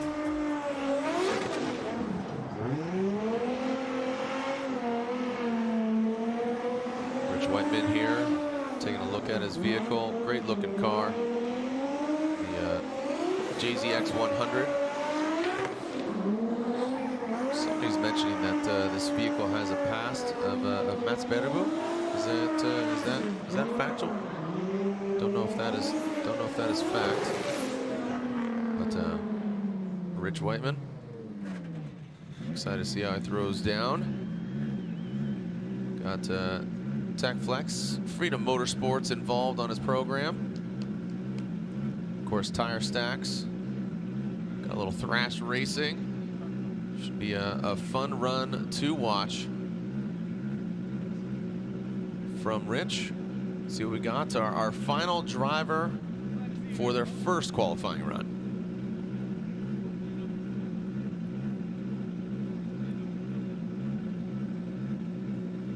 Looks like little cleanup there on aisle 1. Talking about that first outside clipping zone. Just needs a score. Just needs a score, and there you go. You went ahead and Come on, cursed him. You went ahead and cursed him, Ryan. I did. Well, you said that about Lucas, and then he straightened out. So, All right, let's see if let's see if he can break this curse. it's broken. Yeah. It's broken. Woo! It's broken.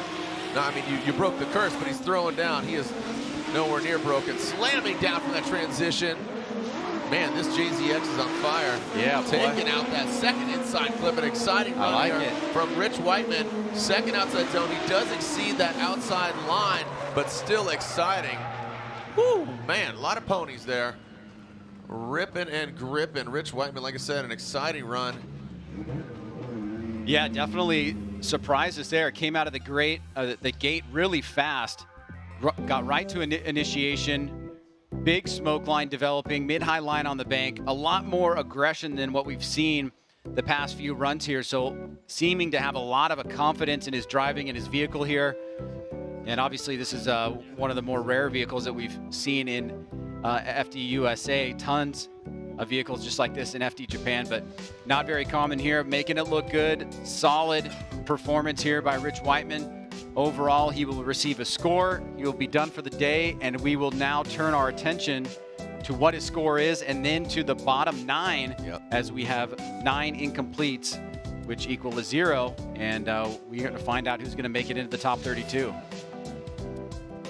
So some great driving from our PROSPEC drivers. And here is the replay once again. So again, quite a few drivers having to make their second qualifying run, Ryan. Yeah, well, we knew it was going to be the bottom 8. We didn't know that the bottom 8 would turn into bottom 9 and that they would all be incompletes, but there are a lot of open questions at the first event of the year. How are the rookie drivers going to fare? I think they fared pretty well. We saw some of our existing Pro 2 drivers from last year, now PROSPEC drivers, not get the performance that they want in run number 1. And as we await the score for Rich Whiteman, the story has been told for qualifying for today.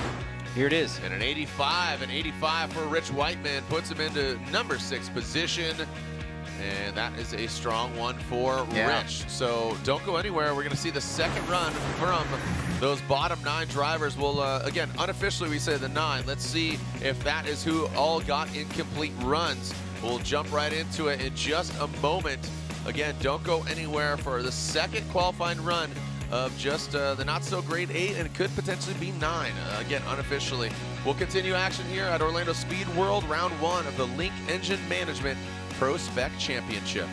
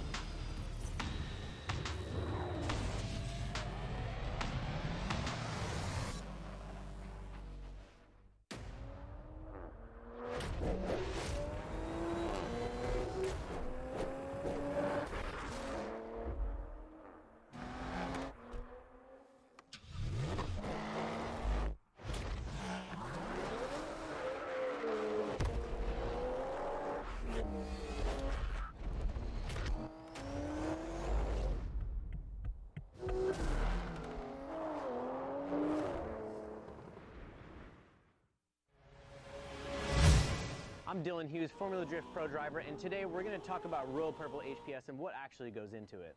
There's a lot of talk about additives, and Royal Purple has its proprietary Centerlick technology. It is fortified with a high level of zinc phosphorus anti-wear additive for exceptional protection against heat and wear.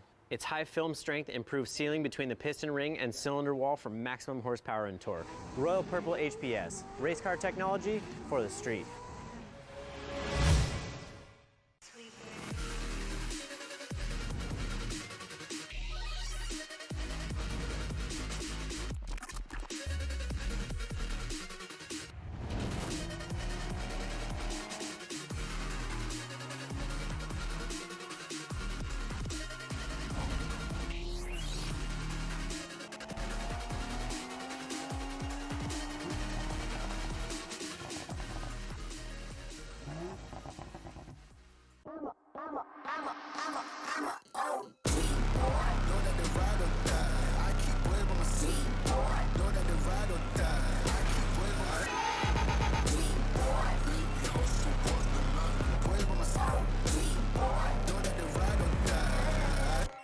Came up a lot of sounds, more when I was not around.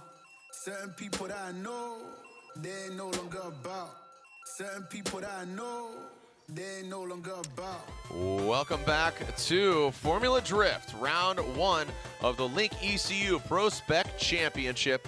And the knockout qualifying, Ryan, we did the math, and we thought that Ricky Hoffman would basically, do an engine swap, but again, he did not. So that means we have 8 drivers that are having their second go to complete the top 32 field, Ryan. So we know that, okay, so is that official right there? So that's our 8. That's our 8. So basically, we're going to see 3 drivers watching from the side, right?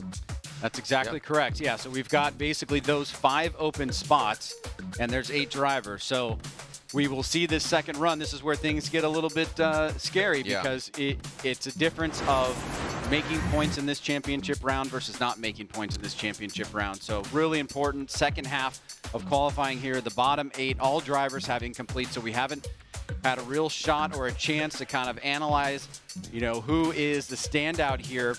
But we will see them nonetheless, and it will be our first driver up will be Derek Madison. And again, nobody could rank higher than 27th. It's basically 28 to 32nd, and then of course those 3 remaining drivers of the 8, they will be watching from the sidelines, talking about head-to-head tomorrow. And that is the essence of drifting. So, again, just this format, a lot of pressure being put on that first run, really trying to cut down and minimize on the length of qualifying. So now instead of seeing all, 34 drivers go at it again, now we are whittling it down to just those not so great 8. So 5 drivers, again, from 28 to 32nd, and of course 33, 34, 35, they're just on the outside. And let's take a look back at Nick Novak's run. And this is what these drivers want to throw down. There's Derek Madison working on his vehicle. But this is Nick Novak, our #1 qualifier in Link Engine Management ProSpec Championship. The Coro Works BMW, Ryan, really delivered. 94 was it exactly? Yeah, 94, and you can kind of see why. It was full commitment from the get-go, right up against the wall after initiation. Very patient but aggressive at the same time. You can see the speed, the fluidity, the managing of the bumps. Look at the front wheels as he keeps the angle in consistently, and then I just love the way that he transitioned from inside clip 2 to outside zone 2 without skipping a beat. And you could see that right rear is just right on that white line, threading the needle there and just surpassing it towards the end. A 94 is a pro-level style type score. So congratulations to him for a phenomenal run there, and the only driver to get into the 90s. So making claims there. Woo! Making all the claims. No back with the target on his back. Brian Crowder, want more power? Need better reliability? Hit up BC for the good stuff. Talking about Brian Crowder, cams, cranks, rods, stroker kits. Brian Crowder has your high performance needs covered. And for a limited time, get 10% off at runbc.com using promo code Let's Go Racing. So again, save 10% off. Go to runbc.com, use the promo code Let's Go Racing. Go ahead and do that. I'll wait because we're just getting ready. Got a little bit of time here. Just open another tab, and the homies over at RunBC. What's up, Brian Crowder? Shout out to you, homeboy.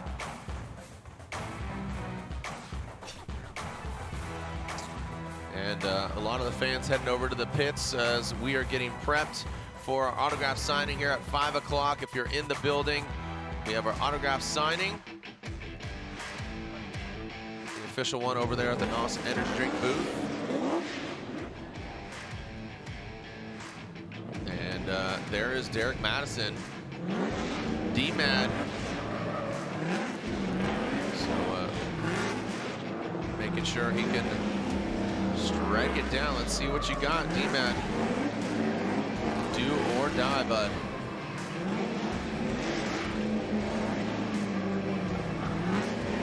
Don't be mad, be Derek mad.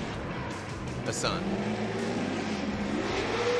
That Fuel Lab S chassis pulling up to the start line. Again, only the top 5 out of the 8 will backfill position 28 through 32, so they can't qualify any higher than 28. 3 of the 8 are watching from the grandstands tomorrow.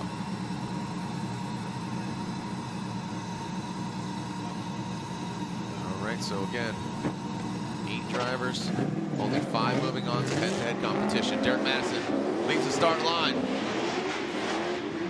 as he initiates into the outside zone. You could almost feel the pressure exuding from his driving style and his line, but no, it does not. Comes down off that bank into the flat portion, around that second inside clip, and now puts it right on the line. Derek Madison put down a score. Did exactly what it needed to do, Ryan. So again, no higher than 28. That's the highest he could qualify at this point. Yeah, and I feel like the pressure is pretty real right about now, because even us, we haven't experienced this yet. Right. Ryan Literal was out of competition, so it was basically just about getting into the 32. Right. There wasn't going to be anybody left on the outside. Here, that's not going to be the case. There will be some guys left on the outside, but Madison comes through with a clutch performance here, doesn't bow to the pressure, still lays down a very, I think, what's going to be a highly scored qualifying run. I think this will go up there compared to some of the other runs that we've seen in the first half of qualifying. So good job by him. No major mistakes. Could have cleaned it up a little bit here and there, but really, he's putting everything on the line, literally, on outside zone number 2. Yep. And I think it's going to be a good score for him, and it gives him enough confidence, I think, to feel like this score can hold to make sure that I get into the top 32. Hold. Hold. Hold now. Strike down with a vengeance, Derek Madison. D-Mat steps up when he needs to. Like you said, Ryan, we haven't had to, feel and basically feel the repercussions of a failed or botched run, because we had 32 drivers at round 1 exactly. All right, Misko. Steve Misko on the line.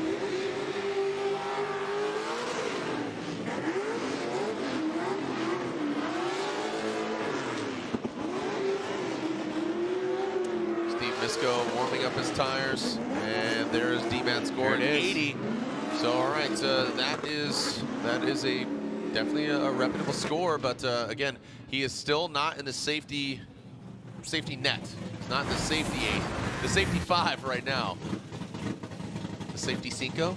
Spice rack here. This is Misko. Misko. This is Misko. So Steve Misko on the start line. He's got a twin brother talking to his dad during the before qualifying. His pop's cheering him on. He's here in the building. So Mr. Misko. There it is. Matt Sopa throwing up the first pitch. Appreciate that. All right, Misko going for it. Oh, man, he initiates. You see some small corrections for the wheels, but he does not completely fall on his face there. Now into the flat portion of the track. Misko dialed in on that second front clip. Now to that last outside zone. Looking a lot more comfortable. And Misko Motorsports Gas Factory S chassis. So well done there for Misko. He did have a mistake on the bank, but he quickly corrected it and didn't do it again. Well, we're going to be measuring this and all the runs against an 80, right? That's what we have so far. Let's take a look here. Obviously not as high on the bank. Kind of a low line there, got down below that center line marker. And judges definitely don't want to see that. Didn't spend too much time down there, so was able to make those corrections. Now Misko coming across the center here, does get to that inside clip 2, and is able to transition to outside zone 2, but doesn't get all the way out there. When we see that connection happen, it usually happens early, and then the drivers are able to stay in that groove all the way around. So Steve Misko's campaign is done here for run number 2. How will it fare compared to the 80 of Derek Madison? Well, the big question is, how does it compare to the remaining 6 drivers? Right. Just get in the show. Again, no higher than 28th. You got to be no lower than 32nd.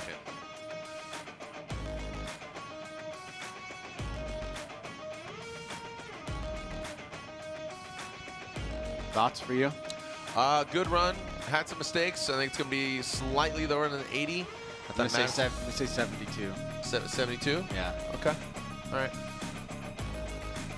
All right, let's see what you got. 74. Ooh. 74. So you're wrong, Ryan. You were wrong. I was gonna say 74, but I didn't want to make you look stupid. So right. I just bit my tongue. It's all good. It's all good. Yeah. But you look smart. Right. You look like you knew what you're doing. Everything's fine. All right. All right, coming down the chute. Who do we have next?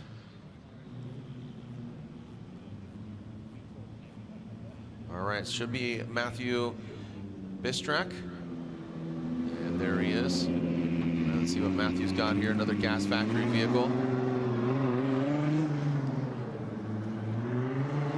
Bistrak, I believe. All right, so Matthew, you saw him on initiation. Great looking S13. Bistrak, gas factory, tire stacks. Tire stacks doing all the tire changing for the GT radials.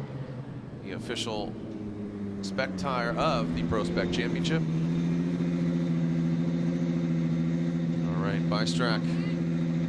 You saw him leave the line on initiation, straightened out, had some corrections. So let's see if Matthew can put it together here on his second run.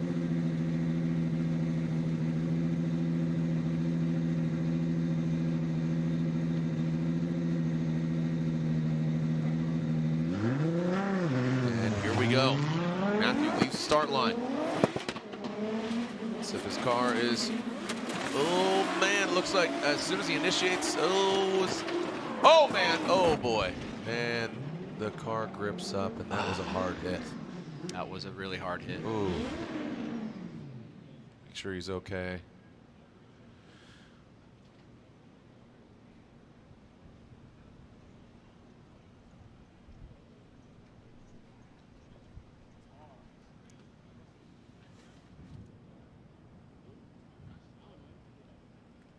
All right, we got movement inside the car, and what are we looking at, Ryan?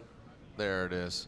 All right, so Matthew out of the car, and the OSW wall claims its first victim. Ryan. Yeah, let's take a look at what happens here. We started to see something kind of brewing, and these kind of things can happen so quickly. Middle line approach, slight little weight transfer, doesn't get the full-throated initiation, and watch the front wheels here. They're going to start coming unstuck. And you can see right there, he's in understeer, and now he locks up the rear wheel, and from there, it's basically like ice all the way up to the big wall. Here's another look. This is from the other side of the track. It'll give you a different perspective here. We don't see that aggressive flick, and a lot of times, you know, being a little bit tentative can be pretty dangerous, and right here, it just does not pay off for him.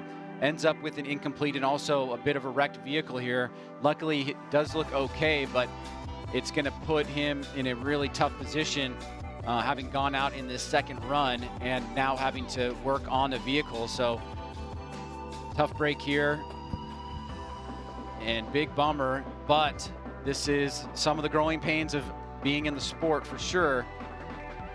So unfortunately for Matthew Bistrak, we will take a quick commercial break, come back, clean up the track, and finish up the bottom 8 here as we find out who's going to make it into the top 32 for tomorrow in the Link Engine Management Pro 2 Championship.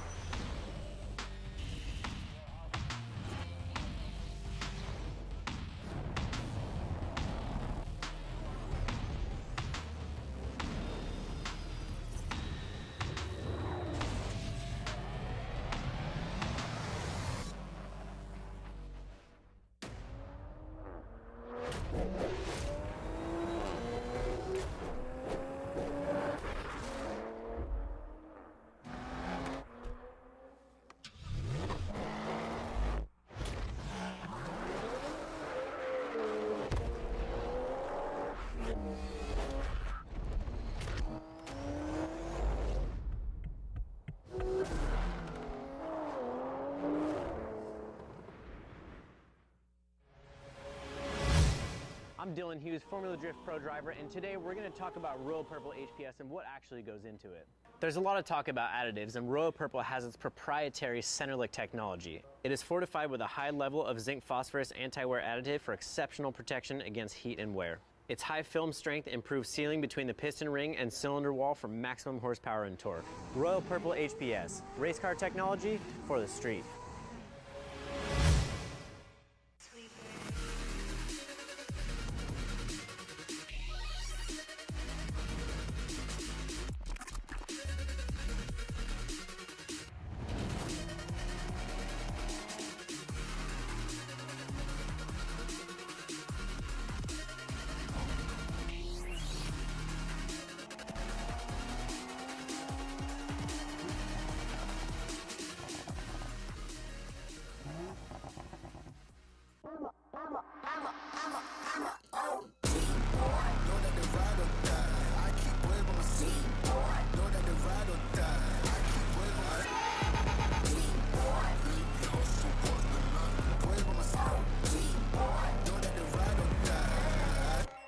came up a lot of sounds, more when I was not around. Certain people that I know, they ain't no longer about. Certain people that I know, they ain't no longer about. All right, welcome back as we are seeing Matthew's vehicle up there on the flatbed. We'll get him towed off, and the next driver should be Adam Grube. Unfortunately for Bystrack, hopefully we'll see him at Englishtown. If you haven't already bought your tickets.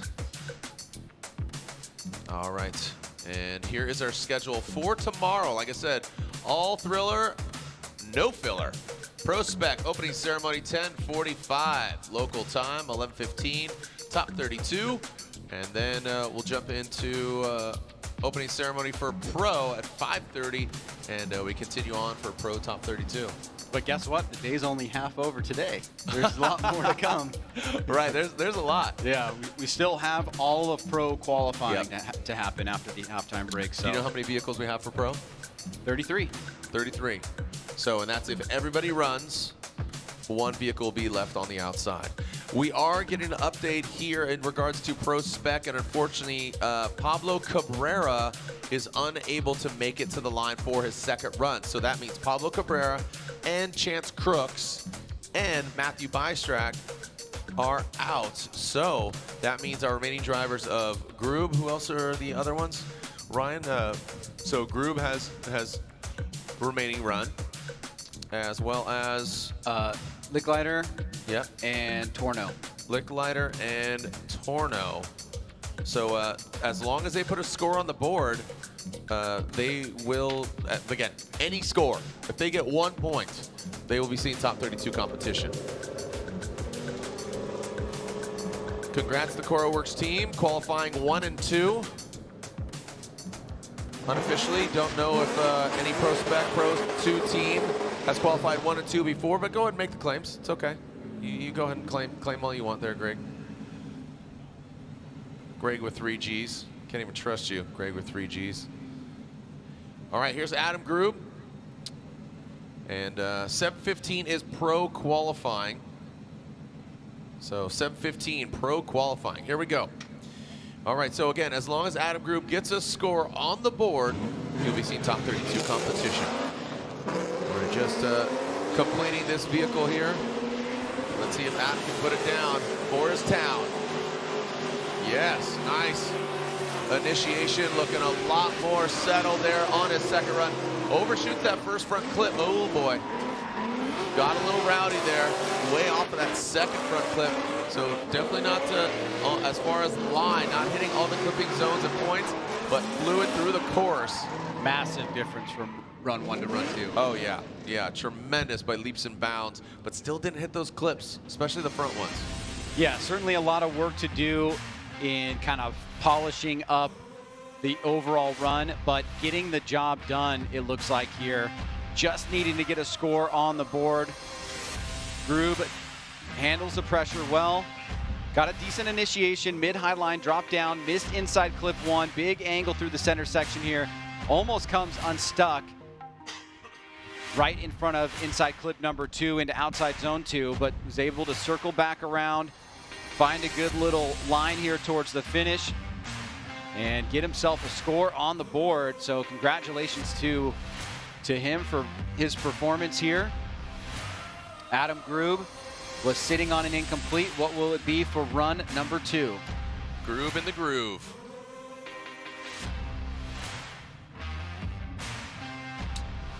All right, great overhead shot there, and definitely shows you the flaws in his run, failing to hit that inside clip. But as long as he gets a score, and he will, I mean, there was no sign of an incomplete, but will be deducted quite a few as far as line.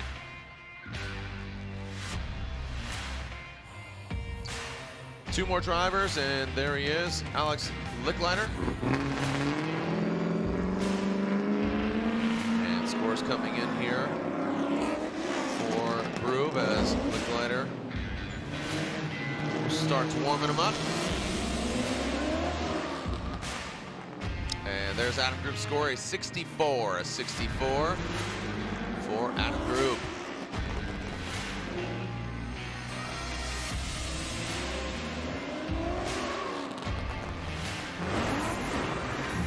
we'll be pulling to the line again. Another score, and you're in top 32 action. And again, Madison with that top score so far, with that 80 of the remaining 5 drivers, or I should say of the remaining 8. But unfortunately, with Cabrera, Crooks not making it, and the Bystrack going into the wall, knocking himself out. So here's Licklider. Alex on the start line. Get a score and you're in, homeboy.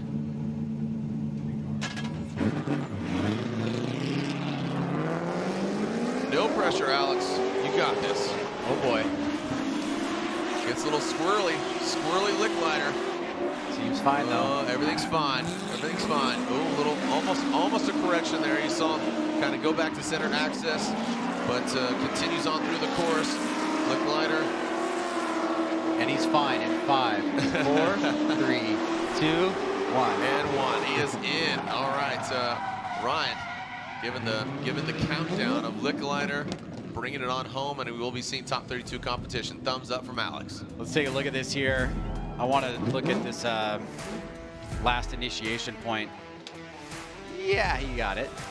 Oh yeah. No problem there. Everything's fine. Sticks to that mid-high line on the bank. Much better performance this time around. Getting the job done here. It seems like if you get to this point, it's pretty much smooth sailing. You've navigated the jump, the big drop off, kind of the kink, the really tough areas of the course. Outside zone 2 is where we see a lot of action happen in tandem, where guys have an opportunity to surge, but in qualifying, it's one of the more easier parts of the course, so I think he was pretty good from about halfway through. Here it is again, and a good job there by him, making sure that he's getting a score on the board, and he does just that. So congratulations to our next driver in the top 32. Car number 86, Alex Licklider. Yep.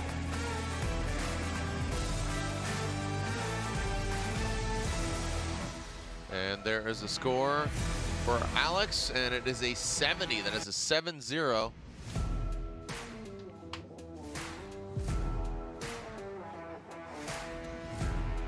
So Alex will be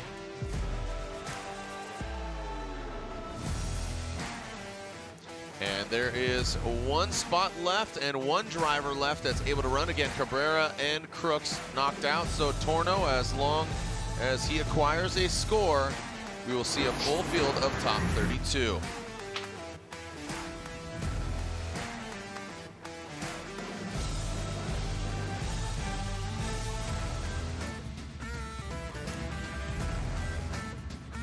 Called comp timeout.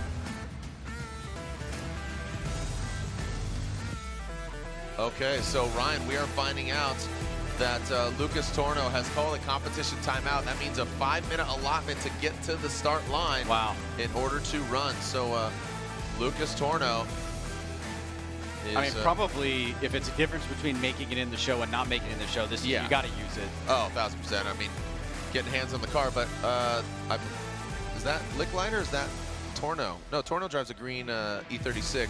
And remember his line. He never even initiated. He was having issues with his vehicle. He did burnouts, no problem. But then when he rolled off, there was just no power. Right. Couldn't flick it out. So Lucas Torno, our final driver. Remember, pro qualifying going down at 7:15. If you're in the building, 5 o'clock, our official autograph session at 5 o'clock. Utilizing the NGK competition timeout. NGK, in addition to providing spark plugs for domestic and import vehicles, NGK produces spark plugs for motorcycle, power sports, marine, and outdoor power equipment.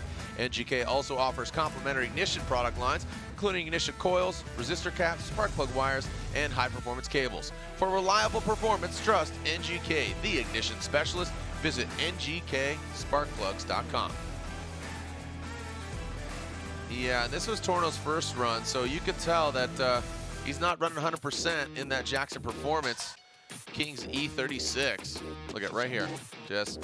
And initiate. Yeah, it looked like it was car problems from first pass, right? Like you see, he's just trying to get the car to initiate. I mean, obviously he already had an incomplete at that point, but it seems like, there we go. This is his car here. And so unfortunately, he's in this competition timeout. Fortunately, he has it to use to try and be our last and final spot in the top 32, Jared. Yep. All right. Well, we'll take a short break. When we come back, will Lucas Torno make it to the line? Are we going to have a full 32 field? We'll find out when we come back here. Round 1 of the Link ECU PROSPEC Championship.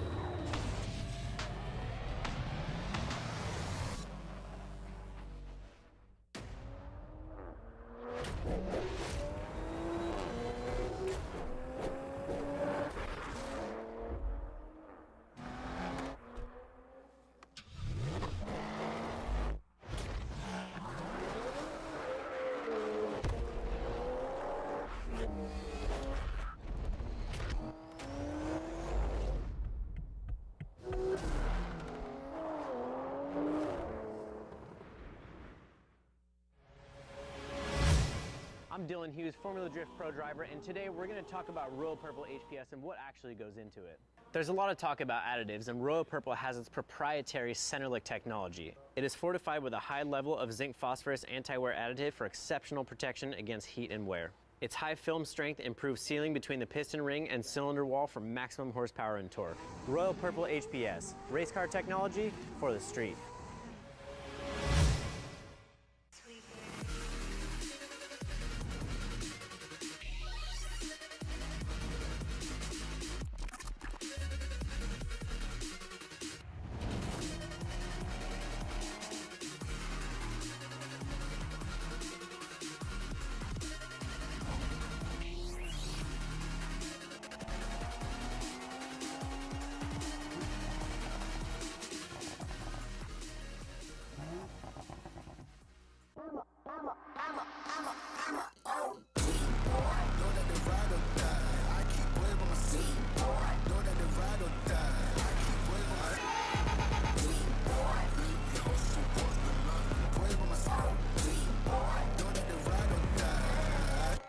Came up a lot of sounds, more when I was not around.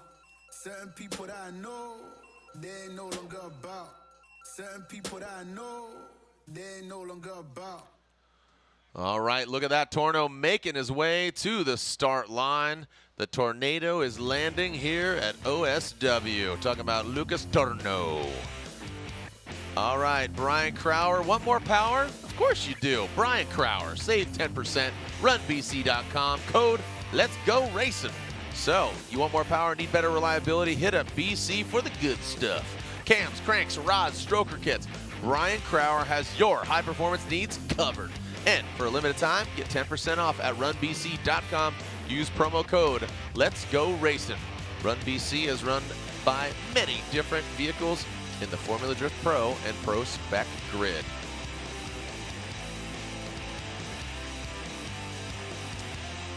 I want to send a shout out to Joey Redmond. I really like the 10 things that I enjoyed about said round of Formula Drift.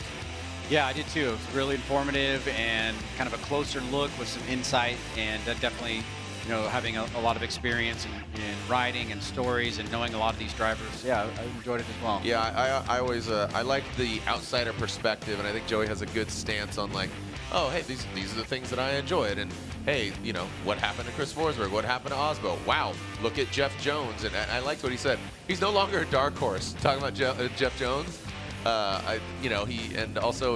he's renamed his vehicle the Jackson Performance Nissan 370Z on That's a really cool story if you know why he's doing it. Right. So we'll get to all that tomorrow. Yeah. But for the moment, we've got one final car here, Jared. We got Torno making his competition timeout. That is his one and only. We're doing a final safety check to make sure he's good to go. And we will know in probably 2 minutes whether or not we have a full field of 32 or if we're -1. If we're -1, that means that Nick Novak would have a bye. Hey. All right, so we'll see if Torno is a go-go or a no-no from Torno. No?